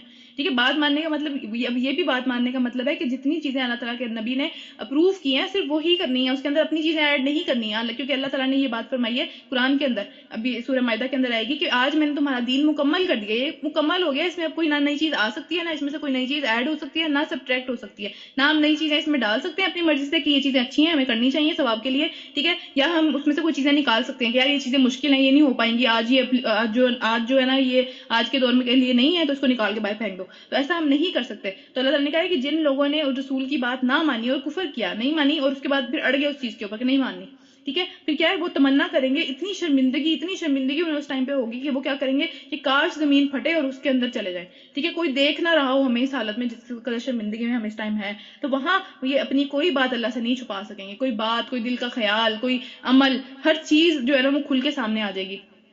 جیسے قرآن کے اندر بھی آگے جا کے یہ چیز آئے گی نا کہ جو کفار ہیں یا جن کے اعمال اس طرح کے ہیں کہ جو کہ اچھے نہیں ہیں, تو جب اپنی ہر چیز نامہ اعمال کے اندر دیکھیں گے تو وہ کہیں گے یہ کیسی کتاب ہے جس نے ایک چیز بھی نہیں چھوڑی. ٹھیک ہے. تو آگے پیچھے اوپر نیچے ہر چیز ہمارے سامنے لے کے آ گئی, یہ کس طرح کی کتاب ہے. ٹھیک ہے. وہ بہت زیادہ اس کے بارے میں پریشان ہو جائیں گے کہ کیا چیز ہمارے سامنے آ گئی ہے. اچھا, اس کے بعد کیا ہے کہ اے لوگوں جو ایمان لائے ہو, چوتھا رکوع ہے یہ, ٹھیک ہے, اس پارے کا, کہ اے لوگوں جو ایمان لائے ہو جب تم نشے کی حالت میں ہو تو نماز کے قریب نہ جاؤ. نماز اس وقت پڑھنی چاہیے جب تم جانو کہ تم کیا کہہ رہے ہو, تمہیں پتہ ہو تم کیا بات کر رہے ہو. ٹھیک ہے. الٹی پلٹی باتیں اللہ کے سامنے نہ کر کے چلے جاؤ, تمہیں پتہ ہونا چاہیے کہ تم کیا لفظ ادا کر رہے ہو. ٹھیک ہے. تو پیچھے سورہ بقرہ کے اندر جو ہے وہ حکم آیا تھا کہ کیا حکم آیا تھا نشے کے بارے میں کہ یہ اچھی چیز ہے, اس میں کچھ بہتری بھی ہے لوگوں کے لیے, لیکن جو ہے وہ نقصان زیادہ ہے اس کا, تو بہتر یہ ہے کہ اس سے دور ہی رہا جائے. تو وہ پہلا حکم تھا. اللہ تعالیٰ نے آہستہ آہستہ شراب کو ختم کیا تھا. شراب کو ایک دم سے ختم نہیں ہوئی تھی شراب. کیوں؟ کیونکہ ان لوگوں کو بہت عادت تھی شراب کی. وہ ان کے یہاں یہ قول تھا کہ پینے کی چیز تو شراب ہی ہے, پانی تو صرف دھونے وونے کے یا اس طرح کی چیزوں کے کام آتا ہے, پینے کی چیز جو ہے وہ شراب ہے. تو پہلا حکم اللہ تعالیٰ نے کیا دیا کہ شراب میں فائدے بھی ہیں, لیکن کیا ہے کہ اس میں نقصان زیادہ ہے. اس کا نقصان کیا ہے کہ آخرت میں جو بھی اس کا ساتھ حساب کتاب ہوگا وہ نقصان زیادہ ہے. آخرت کی اس ٹائم بات نہیں کی گئی, لیکن صرف اتنا ایک چھوٹا سا اشارہ دیا گیا کہ بھئی اس کا نقصان زیادہ ہے. جن لوگوں کو سمجھ آ گئی کہ اب معاملہ کدھر جا رہا ہے, اس کی حرمت کی طرف معاملہ جا رہا ہے, وہ حرام ہونے والی ہے, ان لوگوں نے تبھی چھوڑ دیا. پھر کیا ہوا, پھر دوسرا حکم یہ آیا جس کی یہ بات ہو رہی ہے. ٹھیک ہے. اللہ تعالیٰ نے کیا کیا کہ نماز کی حالت میں اس کے قریب نہ جاؤ. ایٹ لیسٹ نماز جب پڑھ رہے ہو نا, جب اس حالت میں ہو تو نماز نہ پڑھو. اب ظاہری بات ہے نماز مومن اور کافر میں فرق کرنے والی چیز ہے. ٹھیک ہے. اس ٹائم پہ اگر آپ نماز نہیں پڑھتے تھے, اب تو جو بھی حالات ہیں, اس ٹائم پہ اگر آپ نماز نہیں پڑھتے تھے تو نماز کا کیا حساب ہوتا تھا کہ وہ سمجھا جاتا تھا کہ یہ منافق ہے, یا یہ جو ہے نا یہ بندہ یہ مومن نہیں ہے, اس نے شاید نکل گیا اسلام سے. تو اللہ تعالیٰ نے کہا کہ اب تم نماز کے قریب نہ جانا اس حالت میں. تو 5 دفعہ دن میں نماز پڑھنی ہے, یعنی کہ آہستہ آہستہ اللہ تعالیٰ لوگوں کو دور کرے. اب جب یہ حکم آیا تو بہت سارے لوگوں کو پتہ چل گیا کہ بھئی اب یہ حرام ہونے والی ہے, تو بہت سارے لوگوں نے کیا کیا, اس کو چھوڑ دیا. پھر آخری حکم جو آیا وہ اگلی صورت کے اندر آیا, سورہ مائدہ کے اندر. ٹھیک ہے. کہ بس اب آج کے بعد شراب جو ہے وہ حرام ہے. تو پھر کیا ہوا تھا کہ سارے کے سارے لوگوں نے جو ہے وہ اپنی شرابیں بہا دی تھی, گلیوں میں شرابیں پھیل گئی تھی ساری مدینہ کی, ان سب نے اپنی ساری شرابیں بہا دی تھی کیونکہ اللہ تعالیٰ نے حرام کر دیا تھا. تو یہ ایک دوسروں کو سمجھانے کا بھی طریقہ ہے. ٹھیک ہے. ایک دم سے چیزیں امپوز نہیں کی جا سکتی کسی کے اوپر بھی. جب جس کو بہت پکی عادت ہوئی بھی ہے اس کو ہم یہ نہیں کہہ سکتے کہ بس اب اسلام جو ہے نا وہ تم پڑھنا شروع کر دیا, سیکھنا شروع کر دیا تو ظاہر امپروومنٹ ہونی چاہیے. ٹھیک ہے. ہم نے کل بھی پڑھا کہ تزکیہ ہوتا ہے. تزکیہ کیا ہوتا ہے کہ آپ کے عمل میں بہتری آتی ہے, آپ کا اخلاق بہتر ہوتا ہے, آپ اللہ تعالیٰ کی قربت حاصل کرنے کی کوشش کرتے ہیں, آپ کی زندگی بدلتی ہے. ٹھیک ہے. لیکن اس میں ہر بندے کا کیلیبر ڈیفرنٹ ہوتا ہے, اس کو سمجھنا چاہیے. ہر بندہ ایک سپیڈ پہ نہیں آتا اسلام کے قریب. ٹھیک ہے. بے شک بھی ہم اپنی پوری کوشش کر رہے ہیں, ہمیں دعا بھی پوری کرنی چاہیے, لیکن کیا ہے کہ اس کا ایک طریقہ ہے. ہم یہ نہیں کہہ سکتے کہ بھئی آج جو ہے نا وہ نقاب کر کے حجاب کر کے بس اس کے بعد باہر ہی نہیں جانا. یہ سب چیزیں ٹھیک نہیں ہے. پہلے تو ہمارا اپنا اخلاق ہے, جو بلانے والے کا اخلاق ہے, جو کہ دین کی طرف بلا رہا ہے, اس کا اخلاق بہترین ہونا چاہیے, اس کو اچھے طریقے سے نصیحت کرنی چاہیے دوسروں کو. ٹھیک ہے. اس کے بعد ان کو ٹائم دینا چاہیے. یہ نہیں ہے کہ بھئی آج یہ کام کہہ دیا آج ہی یہ کام ہو جانا چاہیے ورنہ تم تو کافر ہو. یہ چیزیں غلط ہیں. ٹھیک ہے. اللہ تعالیٰ نے یہ طریقہ اپنایا ہے کہ آہستہ آہستہ چیزیں سکھائی ہیں لوگوں کو, تو ہمیں بھی آہستہ آہستہ سکھانی چاہیے. یہ بہت لمبی سمجھ لیں کہ جد و جہد ہے. ٹھیک ہے. یہ ایک دن کا کام نہیں ہے. آپ صلی اللہ علیہ وسلم نے اپنی پوری زندگی لگا دی اس چیز کے اندر, کسی وجہ سے لگائی تھی. یہ کام مشکل ہے, آسان نہیں ہے. ٹھیک ہے. تو اس بات کو ذہن میں رکھنا ہے ہمیشہ. پھر کیا ہے, نماز اس وقت پڑھنی چاہیے جب تم جانو کہ تم کیا کہہ رہے ہو, یعنی کہ شدید نیند کی حالت میں بھی, جب آپ کو اتنی نیند آ رہی ہے کہ آپ کے منہ سے پتہ ہی نہیں چل رہا نکل کیا رہا ہے, اس وقت بھی نماز نہیں پڑھنی چاہیے. کیونکہ آپ اللہ تعالیٰ کو کچھ بھی کہہ کے چلے جاؤ اور کوئی اس طرح کی بات ہو جو کہ نہیں آپ کے منہ سے نکلنی چاہیے تھی وہ نکل جائے, تو پھر اس وقت میں نماز نہیں پڑھنی چاہیے. ٹھیک ہے. پھر کیا اسی طرح جنابت کی حالت میں، یعنی کہ جنابت کی حالت کیا ہوتی ہے؟ جب آپ میاں بیوی کا تعلق ایک قائم ہو چکا ہوا ہو، ٹھیک ہے. اس کے بعد جو حالت ہوتی ہے اس میں غسل فرض ہے کہ آپ پہ پاکیزگی حاصل کرو پہلے، اس کے بعد جو ہے وہ نماز کے قریب جاؤ. اس حالت میں بھی نماز کے قریب نہ جاؤ جب تک کہ غسل نہ کر لو، یعنی جب تک پاکیزگی نہ آ جائے غسل اس کے پاس نہیں جانا چاہیے. یا پھر یہ کہ راستے سے گزرتے ہو، یعنی کہ پانی نہیں مل رہا، ٹھیک ہے. اب سفر میں ہے، پانی نہیں مل رہا، اس طرح کے حالات نہیں ہے، اس طرح کا سکون نہیں ہے کہ بھئی فٹافٹ جا کے جو ہے نا وہ غسل کر لیا، اس طرح کے حالات نہ ہوں، تو پھر کیا ہے؟ پھر اللہ تعالیٰ نے ایک چھوٹ دے دی ہے ہمیں. وہ اللہ تعالیٰ کی رحمت ہے، اللہ تعالیٰ نے کسی قوم کو یہ چھوٹ نہیں دی سوائے ہم لوگوں کے. پھر کیا ہے کہ اور اگر کبھی ایسا ہو کہ تم بیمار ہو یا سفر میں ہو، یعنی بیماری اس طرح کی ہے کہ تم جو ہے وہ نہا نہیں سکتے، یا پھر ایسا کیا ہے پانی گرایا تو مسئلہ پڑ جائے گا کوئی نہ کوئی، تو پھر کیا ہے یا سفر میں ہو یا پھر تم میں سے کوئی شخص جو ہے وہ رفع حاجت کر کے آیا، یعنی واش روم سے ہو کے آیا ہو کہ اب اس کو دوبارہ سے جو ہے وہ نماز پڑھنے کے لیے وضو کی ضرورت ہے، تو کیا یا پھر تم نے عورتوں سے لمس کیا ہو، یعنی عورتوں سے ہم بستری کی ہو، عورتوں سے کوئی تعلق بنایا ہو، تو پھر کیا ان سب صورتوں میں تمہیں دوبارہ سے پاکیزگی حاصل کرنی پڑے گی. کسی صورت میں جو ہے وہ زیادہ پاکیزگی حاصل کرنی پڑے گی، یعنی کہ غسل کرنا پڑے گا، اور کسی صورت میں صرف وضو سے کام چل جائے گا. پھر کیا ہے کہ اور پانی نہ ملے، یعنی کہ پانی اگر نہیں مل رہا، نظر نہیں آ رہا، کہیں پہ دور دور تک پانی نہیں ہے، تو پھر کیا ہے مٹی سے کام لو، پاک مٹی سے کام لو، اور اس سے اپنے چہروں کو اور ہاتھوں کا مسح کر لو. یعنی کہ اگر غسل بھی کرنا ہے یا پھر وضو کرنا ہے تو جو تیمم کا جو اصول ہے یا تو تیمم کا جو اللہ تعالیٰ نے ہمیں حکم دیا ہے وہ کیا ہے کہ صرف اس کو اپنے ہاتھوں کو مٹی پہ مارو اور اس کو اپنے ہاتھوں کی جو ہے نا ارد گرد ہاتھوں کو جو ہے وہ پورا ایک طرح سے اس کو جس ہم دھوتے ہیں ویسے ہاتھوں کو کر لو، اور اس کے بعد اس کو اپنے چہرے پہ بھی مل لو. صرف اتنا کرنا ہے، ٹھیک ہے. چاہے جو ہے وہ پورا جسم دھونے کا حکم ہے اس ٹائم پہ یا پھر صرف وضو کرنے کا حکم ہے. یہ نہیں ہے کہ مٹی میں لوٹ پوٹ ہو کے ہر جگہ پہ مٹی لگی، ایسا نہیں ہے، ٹھیک ہے. کیونکہ تیمم کا مطلب یہ ہے کہ ارادہ کرنا. تیمم بیسیکلی آپ اصل میں تو وضو نہیں کر رہے، لیکن آپ ایک پاکیزگی کا ارادہ کر رہے ہیں ہم کہ اللہ تعالیٰ اس کے تھرو مجھے بھی فی الحال پاکیزگی عطا کر دیں، آگے جا کے جو ہے وہ میں جہاں بھی مجھے سہولت میسر آئے گی میں وہ کام کر لوں گا جو کہ ضروری ہے، ٹھیک ہے. تو یہ ارادہ کرنا ہے. تو اللہ تعالیٰ کے نبی نے فرمایا کہ 5 چیزیں مجھے ایسی عطا کی گئی ہیں جو کہ کسی بھی امت کو عطا نہیں کی گئی. اس میں کیا ہے؟ سب سے پہلی چیز کیا ہے کہ پوری زمین کو پاک کر دیا گیا میرے لیے. پوری زمین کو پاک کرنے کا مطلب ہے کہ کہیں سے بھی کوئی بھی زمین کا حصہ جو زمین سے ٹچ کرتا ہے، جیسے کہ آج جو ہے اس ہم دیوار کے ساتھ بھی کر سکتے ہیں یہ تیمم کا جو معاملہ ہے، زمین کے ساتھ کوئی بھی چیز اگر ٹچ کرتی ہے، پاک مٹی تو ہے ہی ہے، وہ تو ہے ہی ہے، ٹھیک ہے. آج کے دور میں ظاہری بات ہے پاک مٹی ملنا ہر جگہ پہ آسان نہیں ہے کیونکہ سیمٹ ہے ہر جگہ پہ، ڈفرنٹ معاملات ہیں. تو اس میں کیا ہے کہ اللہ تعالیٰ نے کہا، اللہ کے نبی نے کہا ہے کہ پاک مٹی کو حلال کر دیا گیا ہے. کہیں سے بھی کوئی بھی اس طرح کا معاملہ ہو تو فٹافٹ اس وقت تیمم کر کے نماز پڑھی جا سکتی ہے، پانی نہ بھی ہو. ٹھیک ہے. پوری زمین کو میرے لیے مسجد بنا دیا گیا، یعنی کہ ہر امت کے لیے کیا تھا کہ ایک اسپیسیفک جگہ کے اوپر جا کے وہ عبادت کر سکتے تھے. ہمیں جہاں پہ بھی نماز کا ٹائم آ گیا کیا ہے وہیں پہ 2 منٹ رکو، وہیں سے اگر پانی نہیں مل رہا وہی اسی زمین سے جو ہے وہ تیمم کیا اور کیا کیا اس وہیں پہ نماز پڑھنی شروع کر دی. کہیں ہمیں اسپیشل جانے کی ضرورت نہیں ہے کہ بھئی اس جگہ پہ ہی ہوگی اور کسی جگہ پہ نہیں ہوگی. تو یہ ان 5 چیزوں میں سے 2 چیزیں ہیں جو کہ کسی امت کو نہیں اللہ تعالیٰ نے دی. ٹھیک ہے. تو یہ اللہ تعالیٰ کا ہم پہ احسان ہے، ان کا فائدہ بھی اٹھانا چاہیے اور ان کے لیے اللہ تعالیٰ کا شکر بھی ادا کرنا چاہیے کہ یہ بہت بڑی نعمت ہے جو اللہ تعالیٰ نے ہم پر کر دی ہے. پھر اس کے بعد کیا ہے؟ اچھا، مسا کر لو. بے شک اللہ نرمی سے کام لینے والا اور بخشش فرمانے والا ہے. یعنی کہ اللہ تعالیٰ نے یہ نرمی کر دیا نا. اگر مشکل ہوتی کہ بھئی نہیں پانی ہی چاہیے تو کیا کر لیتے، پھر کتنا مشکل ہو جاتا. ٹھیک ہے. اسی طرح حدیث ہے آپ صلی اللہ علیہ وسلم کی زمین کو چھوا کرو، یعنی کہ جو پاک مٹی ہے، مٹی کی جو تاثیر ہوتی ہے وہ آج ہم مطلب یہ سائنس میں بھی یہ چیز پروف کرتی ہے کہ بچوں کے لیے مٹی میں کھیلنا ضروری ہے. کچھ بیکٹیریاز کو ختم کرتا ہے وہ، اور اس کے اندر امیونٹی کو جو ہے نا وہ بہتر کرتا ہے. تو اللہ کے نبی نے فرمایا کہ مٹی کو چھوا کرو، یہ تمہارے ساتھ بہت شفقت کرنے والی ہے، یہ تمہارے لیے تمہارے حق میں بہتر ہے یہ. ٹھیک ہے. تمہارے لیے بہت سمجھے نرم ہے یہ چیز. ٹھیک ہے. اس کی جو تاثیر ہے وہ اچھی ہے تمہارے لیے. پھر کیا ہے کہ تم نے کبھی ان لوگوں کو دیکھا ہے کہ جنہیں کتاب کے علم میں سے کچھ حصہ دیا گیا تھا، یعنی کہ کچھ ایسے لوگ تھے، اہل کتاب کی بات ہو رہی ہے، جو کہ خود ضلالت کے خریدار بنے ہوئے تھے، یعنی گمراہی میں خود تو تھے ہی اور چاہتے تھے کہ تمہیں بھی گمراہ کر دیں. ٹھیک ہے. ایسے لوگ تھے جو کہ خود بھی گمراہ تھے اور تمہیں بھی چاہتے تھے کہ گمراہ کر دیں. اللہ تمہارے دشمنوں کو خوب جانتا ہے اور تمہاری دوستی کے لیے اللہ ہی کافی ہے. ان کی دوستی نہیں مطلب تمہیں چاہیے کہ تم ان کی دوستی ہی دیکھتے رہو کہ بھئی یہ کب مانیں گے، اب ان کو یہ اعتراض ہے، اب ان کو یہ اعتراض ہے. ٹھیک ہے. تو تمہاری دوستی کے لیے اللہ ہی کافی ہے. اللہ تمہارے لیے کوئی نہ کوئی راستہ نکال دے گا. جن لوگوں نے یہودی ہو گئے جو لوگ، ٹھیک ہے، ان میں کچھ لوگ ایسے ہیں جو الفاظ کو آگے پیچھے کرتے ہیں. ہم نے بہت دفعہ یہ بات پڑھی ہے، 3ری دفعہ قرآن میں یہ بات آ رہی ہے، اس سے پہلے بھی ہم پڑھ چکے ہیں کہ وہ کیا کرتے تھے، منہ میں کچھ اور بات کہہ دیتے تھے جس سے ان کے دل کا جو ہے نا وہ بغض نکلتا تھا. کسی نہ کسی طرح کی اس طرح کی بات کرتے تھے کہ منہ موڑ کے زبانوں کو موڑ توڑ کے کس طرح کی باتیں کرتے تھے. سمعنا و عصینا، وہ اس طرح کی بات کہتے تھے کہ ہم نے سن لیا، یہ ساری باتیں ہم نے سن لی، ہمیں پتہ چل گیا ٹھیک ہے، لیکن ہم مانیں گے نہیں. دل میں یہ بات کرتے تھے ٹھیک ہے ہم مانیں گے نہیں اس بات کو. ٹھیک ہے. تو آج ہم لوگ بھی اس طرح سے کہتے ہیں یار یہ حکم بہت مشکل ہے، سن تو لیا ہم نے لیکن مشکل ہے، ہمیں لگتا نہیں ہم مان پائیں گے. ٹھیک ہے. تو اس صورت میں ہمیں کیا کرنا چاہیے؟ ایٹ لیسٹ نیت اچھی کرنی چاہیے. ہمیں اس بات کا ارادہ کرنا چاہیے کہ اللہ تعالیٰ مجھے توفیق دے، میں ماننا چاہتا ہوں، میرے لیے آسان کر دیں اس چیز کو ماننا.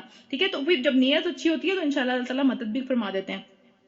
پھر کیا ہے اس کے بعد وہ کہتے ہیں اسما غیر مسمعین، وہ یہ کہتے ہیں کہ سنو اے بہرے، ٹھیک ہے، یعنی کہ کیا کہ وہ سننے کا کہہ رہے ہیں کہ میری بات سنیں، ٹھیک ہے، لیکن دل کے اندر یا پھر منہ کے اندر وہ اس طرح سے کہہ رہے ہیں کہ اللہ کرے تم کبھی سن ہی نہ سکو، یعنی کہ تم بہرے ہو جاؤ، اس طرح کی وہ آپ صلی اللہ علیہ وسلم کو نعوذ باللہ یہ باتیں کہہ رہے ہیں، نبی صلی اللہ علیہ وسلم سے باتیں ہو رہی ہیں، یہ ادھر ادھر لوگوں سے باتیں نہیں ہو رہی، ٹھیک ہے، وہ اللہ کے نبی کو کہہ رہے ہیں کہ سنو، یہ تو اونچی آواز میں کہتے ہیں سنو، پھر جو بات اگلی ہے کہ بھئی بہرے ہی ہو جاؤ تم، ٹھیک ہے، وہ کیا ہے وہ دل میں کہتے ہیں یا پھر وہ اپنے زبان کو موڑ توڑ کے کہتے ہیں، اور پھر کیا ہے وہ کہتے ہیں رائنا، رائنا اصل میں رائنا وہی والا لفظ ہے کہ میں ہماری بات سنیں، ہمیں سمجھ میں نہیں آیا دوبارہ بتا دے، ٹھیک ہے، تو وہ کیا کہتے ہیں رائنا کہتے ہیں کہ اے چرواہے، یعنی کہ ذلیل کرنے کے لیے کسی کو یہ لفظ استعمال ہوتا تھا اس ٹائم پہ، جو ہے وہ آپ صلی اللہ علیہ وسلم کو نعوذ باللہ یہ اس طرح کے الفاظ کہتے تھے، ٹھیک ہے، اللہ تعالیٰ ان کی باتیں بتا رہی ہیں کہ وہ زبان کو موڑ توڑ کے اس طرح کی باتیں کرتے ہیں یا دلوں میں اس طرح کی باتیں کرتے ہیں، تو حالانکہ اگر وہ کہتے کہ ہم نے سن لیا اور ہم نے مان لیا، ٹھیک ہے، ہم ماننے کی کوشش کریں گے جو ہم ابھی بات کر رہے ہیں، ٹھیک ہے،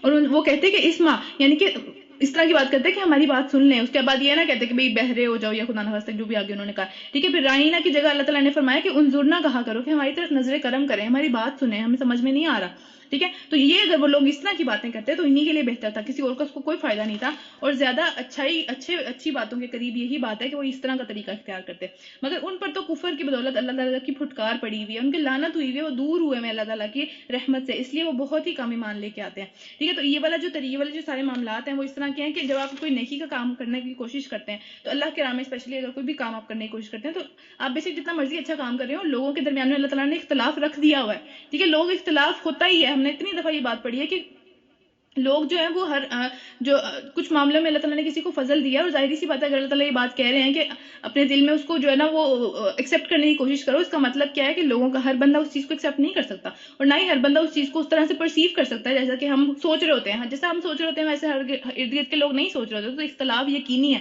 ہوگا ہی ہوگا، لازمی ہوگا، ٹھیک ہے، تو اس میں کیا ہے کہ اس میں پھر جو اللہ کی راہ میں نیک کام کوئی کر رہا ہوتا ہے، کوئی اللہ کے لیے کام کر رہا ہوتا ہے، تو وہ پھر کیا ہوتا ہے اس کو لگتا ہے کہ یار میں اکیلا رہ جاؤں گا، یا مجھے یہ کام چھوڑ کے کچھ اور کام کر لینا چاہیے، یا لوگ جو ہیں وہ اس طرح کی باتیں کریں میرے خلاف، مجھے ایسے کام نہیں کرنا چاہیے، تو نبی صلی اللہ علیہ وسلم کے دل میں بھی اس طرح کے خیالات آ رہے تھے جب وہ لوگ اس طرح کی باتیں کرتے تھے، لیکن ان کے پاس تو کوئی دوسری آپشن نہیں تھی، ہمارے پاس تو ہمارا تو نبیوں والا کام نہیں ہے نا، مطلب کام تو نبیوں والا ہی ہے فی الحال، لیکن یہ کہ ہم ایک طریقہ چھوڑ کے دوسرے طریقے سے کچھ کام کر سکتے ہیں، لیکن اللہ کے نبی تو اس طرح سے نہیں کر سکتے، ظاہر ہے ان کا دنیا میں آنے کا مقصد ہی یہ تھا، تو اللہ ان کو بتا رہے ہیں کہ تمہیں ان کی اپروول، ان کی دوستی، ان کی حمایت کی ضرورت نہیں ہے، میں تمہارے لیے کافی ہوں، ٹھیک ہے، تو ان کو اپنے دل میں جو ہے نا وہ ایک طرح سے اس کے لیے وہ دکھ کا باعث نہیں بننا چاہیے تمہارے دل کے اندر یہ سب چیزیں، تو ہمیں بھی اللہ کی پھر دوستی پہ بھروسہ رکھنا چاہیے جب ہم کوئی اچھا کام کریں، ٹھیک ہے، تو لوگوں میں غلط فہمیاں ہوتی ہیں اور وہ دور بھی ہو جاتی ہیں، ایک ٹائم آتا ہے، اس کا کوئی اتنا بڑا مسئلہ نہیں ہے، تو چلیں اس کو یہیں تک انشاءاللہ کمپلیٹ کرتے ہیں، آگے پھر اس رکوع کو بعد میں انشاءاللہ کمپلیٹ کریں گے، تو ربنا تقبل منا انک انت السمیع العلیم وتب علینا انک انت التواب الرحیم، اللہ تعالیٰ اس ساری چیزوں کو قبول فرمائے، ہمارے اس ٹائم کو قبول فرمائے، ہمیں عمل کرنے کی توفیق دے،